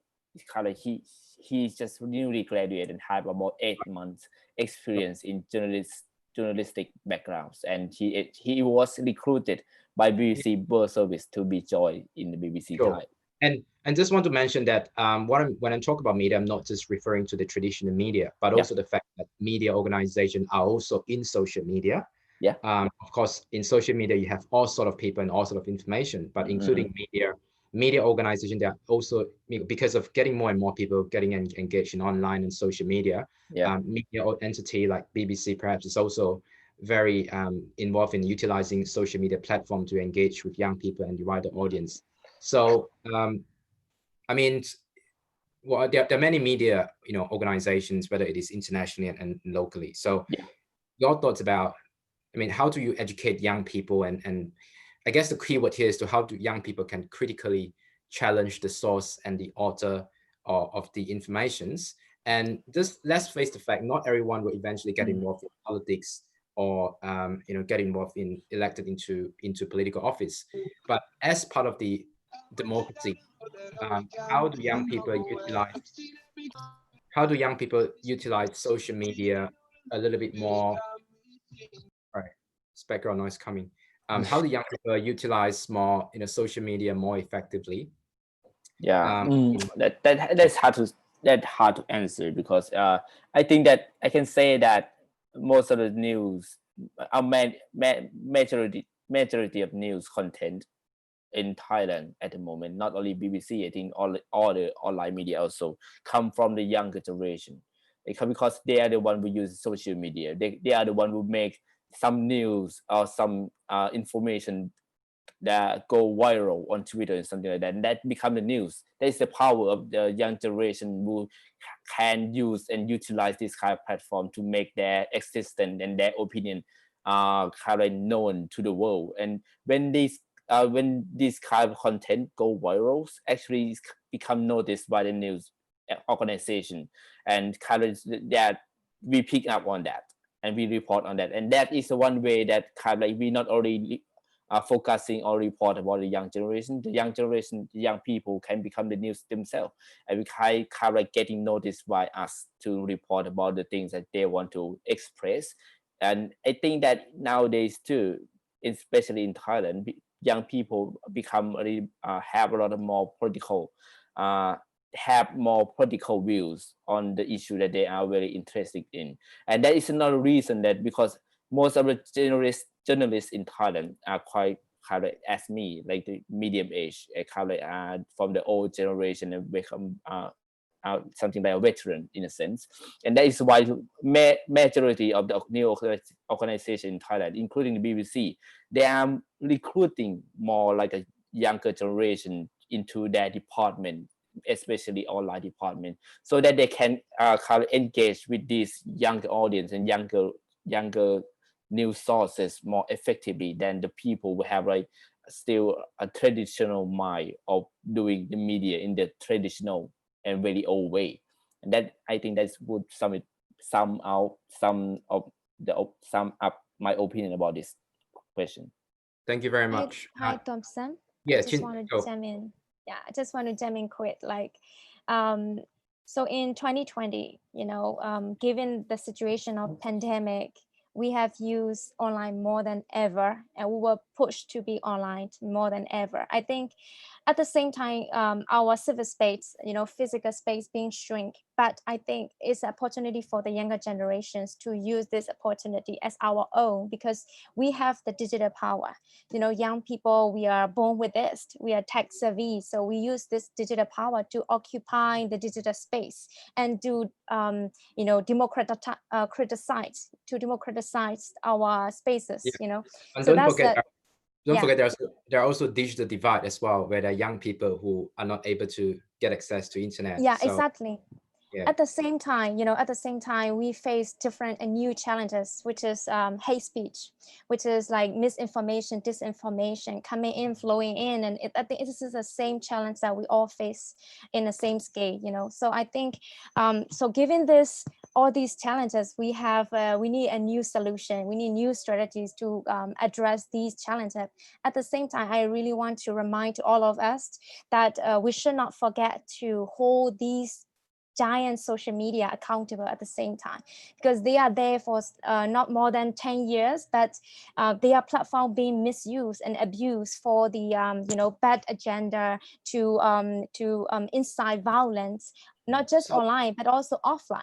So I think it's really important for our generation to hold them accountable. Yeah. So it's interesting, and I just wanted to get your thoughts on that. Obviously, it's not just about holding politicians and government accountable, but also because of today's information era, we need to know how to hold media organization accountable. So how do you do that? I have one, I kind of jump in on this quickly. I have one example that is quite recent about how to hold media organization accountable.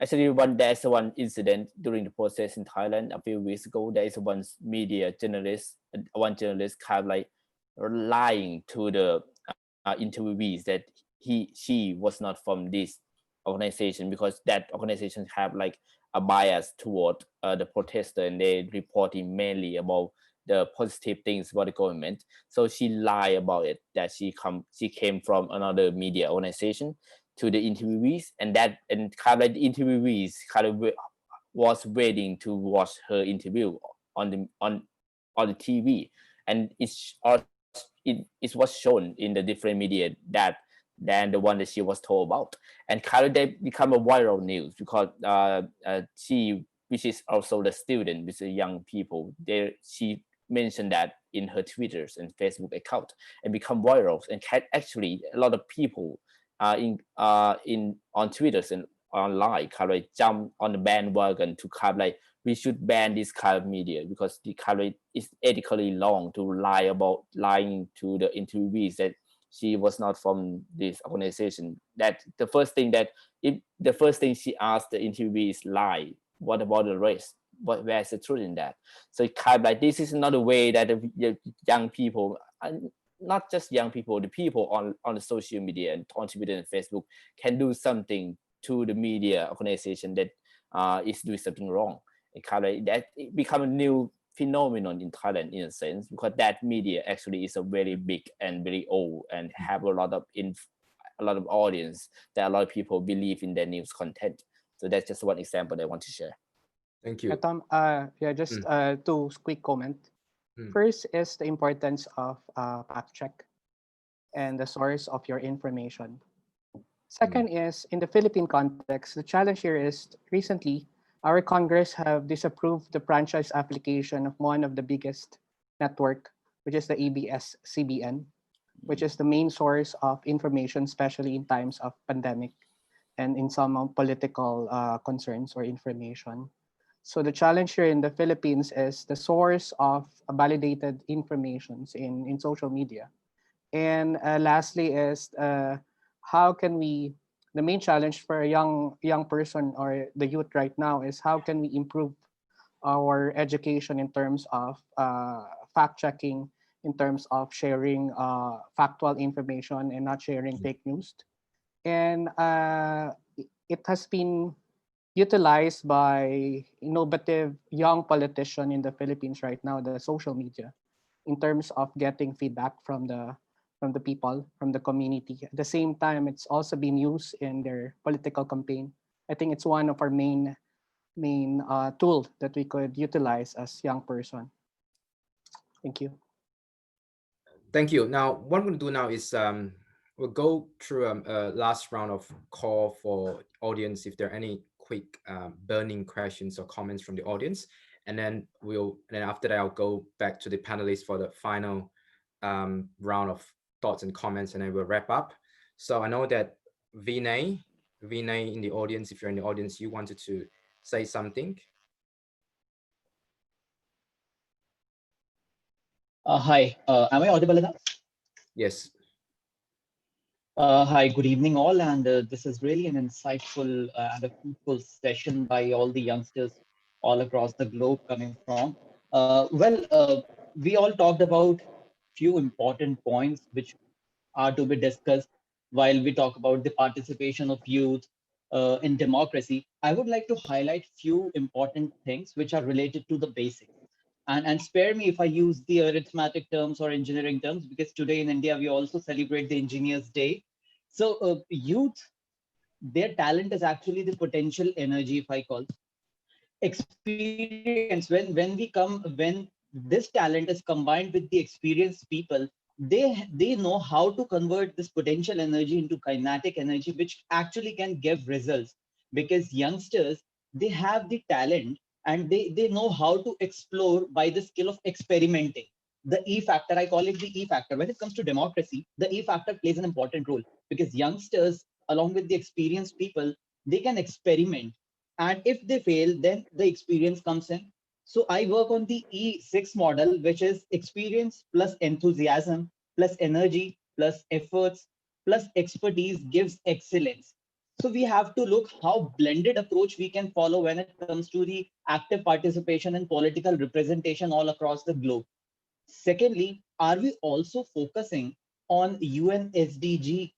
There could be a lot of constraints which are common when it comes to the UN SDG. Few problems will be common while achieving any kind of UN SDG.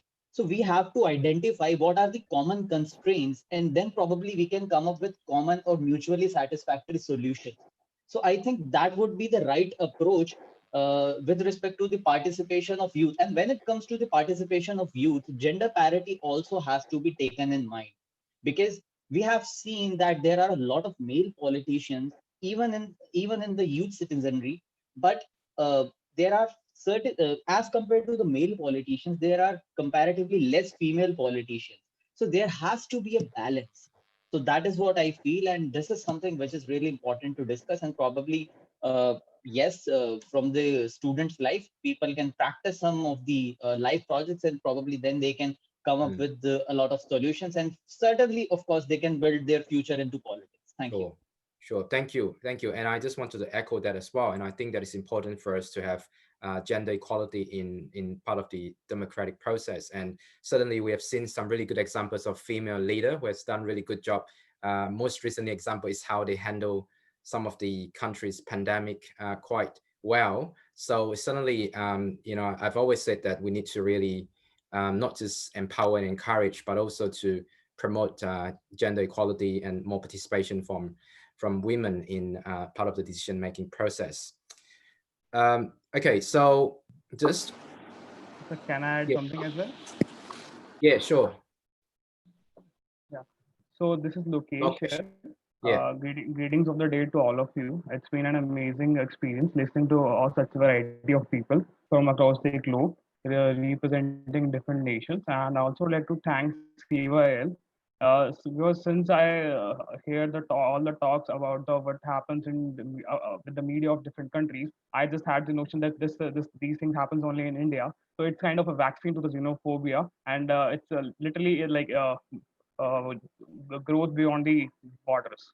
So yeah, and I would also like to lay emphasis on the fact that probably all of us should celebrate this fact on the Democracy Day, that we all of us belong to a democratic country. We are living in a democratic country because it's literally a privilege, because not everyone, every citizen in the world, or every person in this world have this privilege to live in a democratic country. Through this point of mine, I would like to raise a very intriguing question that I also put up in the chat box, that what role does the United Nations is there to play to promote democracy in countries with the authoritarian monarch or a communist regimes, especially the countries which witnesses frequent history of military coups. Recently, that one we saw in one of the countries of Africa, I guess. Yeah. So this question I would like to raise in front of the... And I think that's a very good question for us to kind of wrap up this session. So Vanch, I know you wanted to say something early on, you said? Yeah, I just wanted to add with regards to the gender parity motion that you had raised and also raised by Vinay. When we were planning this panel and when we've organized a lot of panels, I think that there has been domination of a lot of male panelists. But I think that for this particular panel, it was a very pleasant surprise that we had a complete 50-50 ratio of female to male panelists. And I think that this indicates that times are changing and we are also evolving, and in the times to come we'll be able to move to a place wherein the debates around gender parity would really be irrelevant, because we would have already moved to a place where this would have become mainstream. So that's a little comment I wanted to make with regards to the gender parity. Thank you, Vanch. Very important to raise that, and certainly, and I thank you for that part of the great planning for this particular session. So I'm just going to go to our panelists for the final round for your parting words, your final words before we wrap up. And of course, if you have an answer to or your suggestion to the earlier question by Lokesh about the role of UN in promoting some of the things that is quite important as part of the democratic process, so you can certainly add that to the comment. But I just wanted to clarify that obviously when we have this dialogue, when we're planning this dialogue, we're not suddenly expecting that we have answers to all the issues that's been raised here, but rather we create awareness about the issues and form that ongoing global network of, I call it young Democrats, people who are part of the democratic process, and see how we can continue to engage, share share best practices, and obviously encourage more youth participation in your country. So going back to, I have again, the first person on my screen is Samantha. So if I can go to you first, and I'll go to the rest after that. Is it okay if you repeat the question? Oh, is this your parting words? Because we're just wrapping up the session. And also our audience, Lokesh, raised a question about the role of the United Nations, UN, in promoting democracy and more generally, some of the pressing issues across the globe. Well, thank you, Juan, for having me, inviting me into this session. It's interesting with the UN because they definitely they do a lot. They do promote democracy and they do promote lots of different issues across the world. But it's hard to get the UN to actually enforce democracy in other countries, because other countries they have a choice to be a democracy or not. So it is interesting. But yeah, I just thank you for having me at this event. It was lovely to meet and see across the world lots of different people that have lots of different views and opinions around democracy, especially on this day. And I just find it so inspiring to see so many young people already becoming local councillors or politicians or working in the media or already doing policy making. It's just in Australia, sometimes I feel alone in many cases because there's not a lot of people like myself that will fight for or try and encourage people, young people especially, to vote. So this has been a wonderful discussion. Thank you, Samantha. And I think encouraging young people to get involved in the process, including voting, is one very simple, or probably not simple, but then important steps as we encourage participation. So thank you for that, and thank you for your participation. So next, I move to Tosapo. Yeah, just one quick parting word from me. And I think during our session, we talk about what is news. I think my perception of that is that news is something new and something that might affect us and something that we can use in our daily life. And I think that the news of 2020s for across the world, not only what happened with the Greta Thunberg and what happened in Thailand, that the young generation are spearheading the change in the country. I think so we can say that the young people are the news of today, and we kind of like in the media industry, in the politicians and many other industry cannot ignore that the power of youth. And as I told you, that media, especially BBC and other online media in Thailand, are already kind of like try to engage with and try to utilize and try to get in touch and to use to be a part of this trend, the bandwagon of the youth power being ahead of the change. Because in Thailand, it's already become something like the old people and the people who have a conservative view is the people who love the status quo. They don't want to change. But actually the young people, the younger generation, from the primary schools and secondary school to the people that already have been is influencing their parents and work in their colleagues.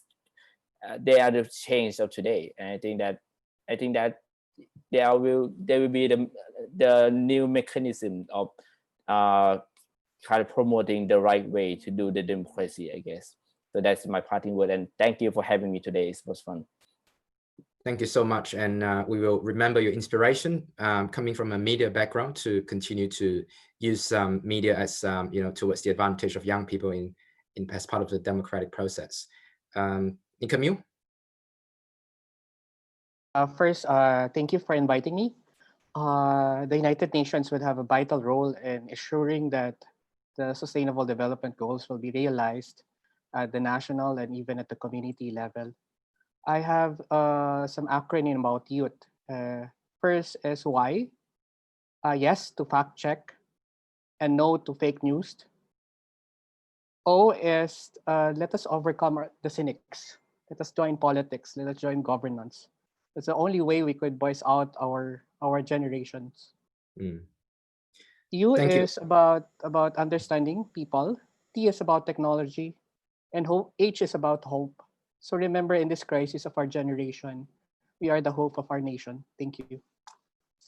Thanks. And can I encourage Nikamil and also to our two earlier panelists, Samantha or Tosapo, and I think that the parting words, some of them are quite important to remember. If you can kind of pop that into the chat as well so that people can kind of capture that, I think that would be fantastic. So I'll move on to the next one. Muaka, you there, Muaka? Yes, I'm here. Okay. Okay. So the time just flew by. Unfortunately, we had so much to say, and hopefully we will have another time that we talk about these factors that really affect a lot of us, especially developing countries. So all in all, what I can just say is coming from a youth, enough is enough of us saying we don't have the platform, we don't have the platform. The platform shall never be given to you on a silver spoon. You need to get out there, you need to put your voice out there, you need to somehow have them listen to us. You know, if your idea is great, it shall be heard. But honestly, unfortunately, a lot of people have something to say about everything.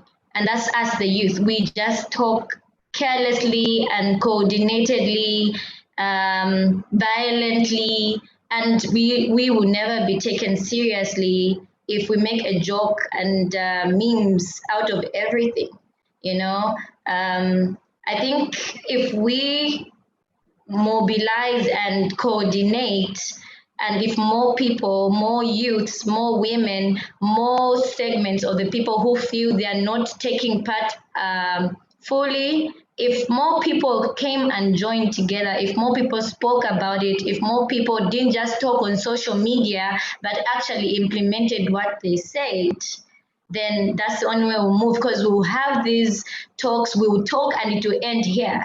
You know, but the more that you talk and you implement, you write suggestions, you move, you put your policies, your theories into actions, that way we move. You know, we should be able to, using our universities, using our platforms, we should be able to push through the system, because that's the only way that people who have a voice or thought that the younger generation don't have a voice, really, that's the only way they'll take you seriously. That's the only way we'll be taken seriously, you know? So if you prove to say that we can do it, if we prove to show that we are here, we are doing activities that want to help the nation. Honestly, the majority of us are on TikTok.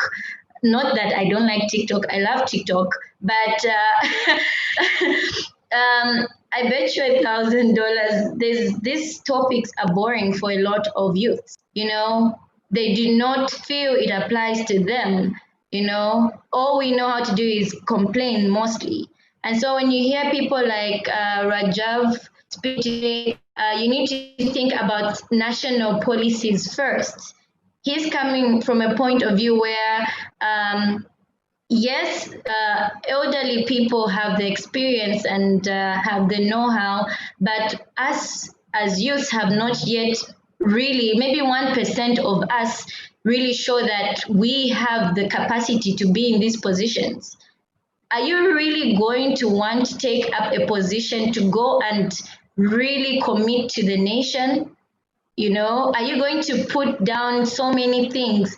More people have gone through the course of life, have maturity levels, you know, but that doesn't still mean there are no younger people who have those maturity levels.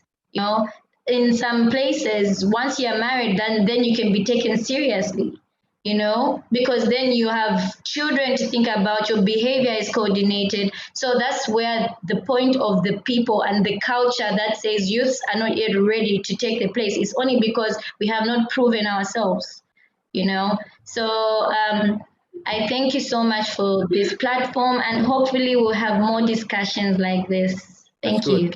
And thank you for your contribution. And I like your point early on when you said that the platform would not be given to you as a silver spoon. And I think that maybe I can talk to Vanj a little bit later and how we can maybe put that as a quote or something from our panelists, just for everyone to remember on, because I think it's such an inspiring, and obviously there are so many great points you have made there, Mwaka. So thank you so much.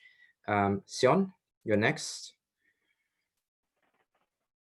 Thank you everyone for all the brilliant, amazing contributions that we've had in this conversation. So for me, I would like to share what I'll call an unpopular opinion. I really believe that it's necessary for us to know this in order to achieve true democracy, you know, regardless of our different backgrounds and culture. So one thing that I've taken out of this session, and one thing that I've learned, is that for true democracy to really be achieved, so many aspects of society need to be checked. So from achieving gender equality to economic empowerment, you know, equitable distribution of opportunities, and so many other things, education and enlightenment of citizens, advocacy. So putting all of this together, I guess what I'm trying to say is work. What we do now as young people, whether working in education or you're working to achieve gender equality, or you're working to achieve economic empowerment, or you're working as a teacher, your work actually matters, because everything comes together to actually achieve a society where, true democracy can thrive. So regardless of whether you're working actively in government, I've just taken out of this session that because every other aspect of society contributes to it as well, all of our work definitely matters. And that's one thing that I'd just like to encourage every single person that is on this call to keep doing everything you're doing. Whether what you do is just raising advocacy on Twitter, whether what you do is just to teach primary school students in your local community about things, everything comes together to actually form a society where citizens are well enlightened and well empowered to actually achieve true democracy. And I think in response to Lokesh's question about the role of the United Nations, I know the United Nations have also been working, actively SDGs to achieve some sort of stability across the world in these different aspects of society. So I believe if all of us together as youth, not work in silos, but actually work collaboratively with the different things that we're doing, we come together and we try to achieve the Sustainable Development Goals, and we try to just achieve social change in our different communities and society. Everyone is going to be empowered. Everyone is going to be well enabled. And I think that going forward, true democracy is really going to be achieved. So those are my parting words. And I just want to thank you for the opportunity to, be here to have this conversation and to meet all the amazing people that I've met here so far. Thank you. Thank you, Son. Thank you for the contribution. Shashank? Firstly, I would like to thank the organizers for such a wonderful session where I had colleagues from across the world, as well as the participants for I've been reading the comments, right? So they have been extraordinary. I've just got one message, right, for the youth here, that is be political. And when I say be political, I do not mean that necessarily everybody has to go and contest elections. Yes, that is one of the pathways. But there are many other pathways, no matter what you are doing, right? You can be political. When I'm saying be politically aware. As Lokesh said, I think, ask the right questions, right? Participate in the festival of democracy, right? And probably most importantly, be tolerant to the voices that do not agree to you, right? So be inclusive. And that is my message to the youth, be political. Thank you. Thank you for the really short and important message, Shashank. And I think that's a very important message as well for everyone to remember. So thank you for that. Shikha? Hi. Yeah, it's been such a valuable 2 hours for me, learning from each of the speaker, also from the participant as well in the chat box. Thank you for the opportunity. So for the parting word, as I have said, we have a digital power as a young generations. So in times of COVID, we all face different challenges, like unexpected challenges, socially, economically, politically. We are in the worst period, but for the young people as ourselves, we need to use this digital power, make sure we challenge the status quo, we challenge the boundaries that are present towards us. Governments are there ready, all the authorities are there ready to oppress us, using COVID as an excuse to oppress, to restrict our freedoms. But we have to resist in all means. So that's our first task, I think. And also I want to remind that, the politics of fear, I want to repeat that, is there, it's in our daily life, so democracy is a daily challenge, daily struggle. We have to, practice this daily. So also we need to notice that the fear is there as a consequence of colonization, as a consequence of militarizations, especially in Asian region, in Southeast Asia, we are fearful of different things, fearful of losing our nation, losing our identity, losing our ethnicity. So politicians are being now use this fear of politics of fear to oppress, to make us feel threatened and stay silent. I think we need to refuse and, make sure that we voice out, we speak up for the oppressed people, also, not just for our family member, but also for the community. Also be in solidarity with those in nation like in Thailand, like in Myanmar, like in Nigeria. What's happening there? Let's connect each other and let's be in solidarity. Thank you. Very important message about standing in solidarity. Thank you for that, Shunei. Gustavo. So in my flow is Gustavo, and then Foster, and then up Sheena will be then we'll be finishing up this session. So Gustavo. Yes. For youth people, it's very important that social media, like a new tool that we can take advantage in order to show our capacities and to share our experience, and also that all the opportunities that we can apply if we get involved in politics. Nations Union are doing a good job promoting this participation of youth people. So I think that we have a lot to work, and it was a great experience to share and to know about another countries like Myanmar, India, Philippines, and also social medias in Thailand. And other participants, thank you very much, and also for your organizations. Thank you. Thank you, Gustavo. Foster. Yes. So moving forward, I would like to say that we shouldn't only focus on participation in elections or voting or contesting for elections. We should also try and hold our representatives that we vote for accountable. And how do we do this? We should use the media as a very powerful tool, as a very powerful platform. Because as youth, I think we're born in this technological generation. We are the generation of technology. So that's all that we've got. We should use the digital platform as a powerful tool to hold our representatives accountable. And I believe that age shouldn't be a yardstick to measure wisdom or experience. I know that probably sometimes when we vote for young people, maybe they go out there and they make mistakes. Hey, I think even the old lads, when sometimes they are being voted into power, they also make mistakes.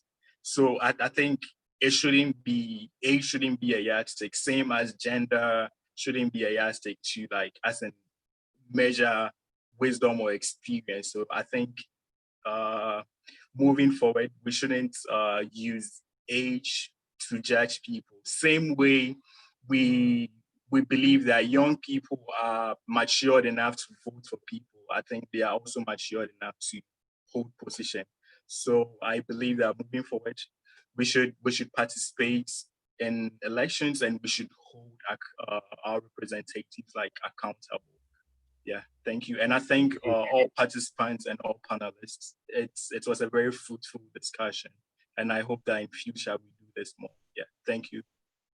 Thank you, Foster. Thank you for your contribution and your participation as well.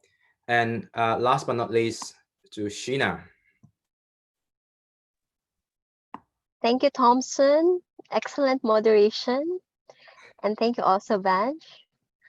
I'd like to say that this pandemic, governments, states all over the world work towards work towards protecting their constituents or their citizens from getting infected by this virus or by the coronavirus.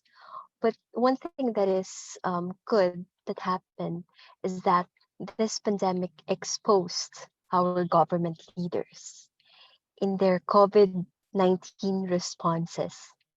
And I would say that many local governments here in the Philippines have poor government response towards this pandemic because they lack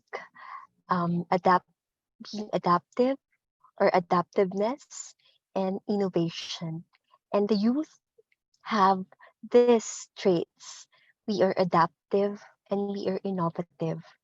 And I would say that it is never too young to run. I would echo what Shunlei shared in the link, that it's never too young to run for us. And what the Young Southeast Asian Leaders Initiative also echoes the battle cry, it's never too young for us to lead. Let's take the lead. Let's take the lead. And I would, maybe you're saying I can say this because I've won 3 times, but I actually lost in the previous elections. I ran for a higher public office, but I lost only by 89 votes. I was the youngest. I was the newest candidate, and I lost only by 89 votes. But never in my heart, never did I think that I would give up.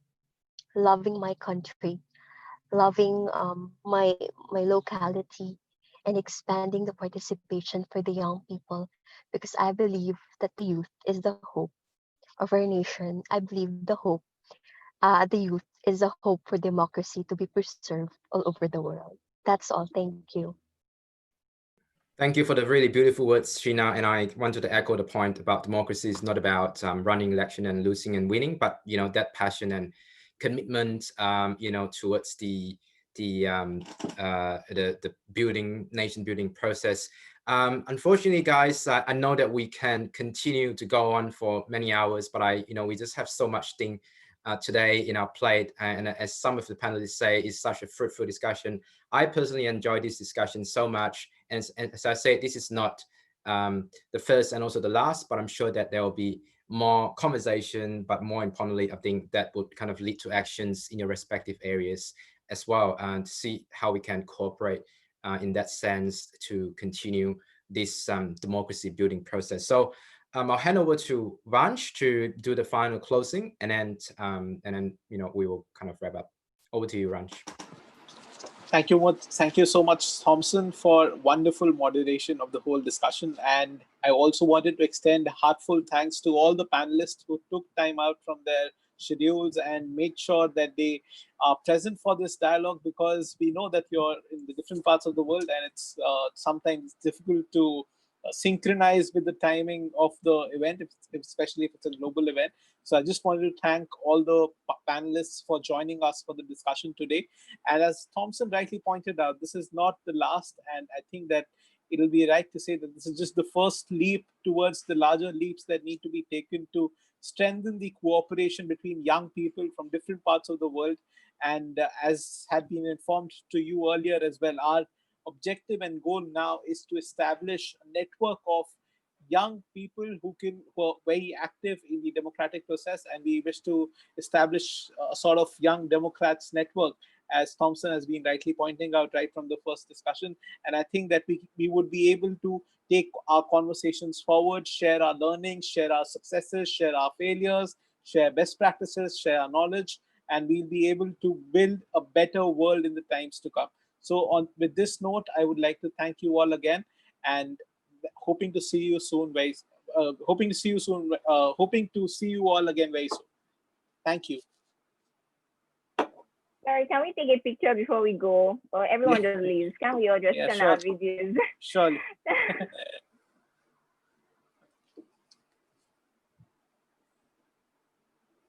So Sian, you can just take the lead and just let us know when you're clicking.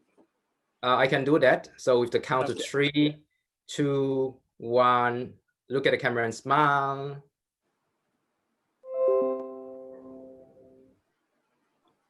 Okay. Okay, thank you so much, guys. Thank you. Have a good day. Bye. Bye.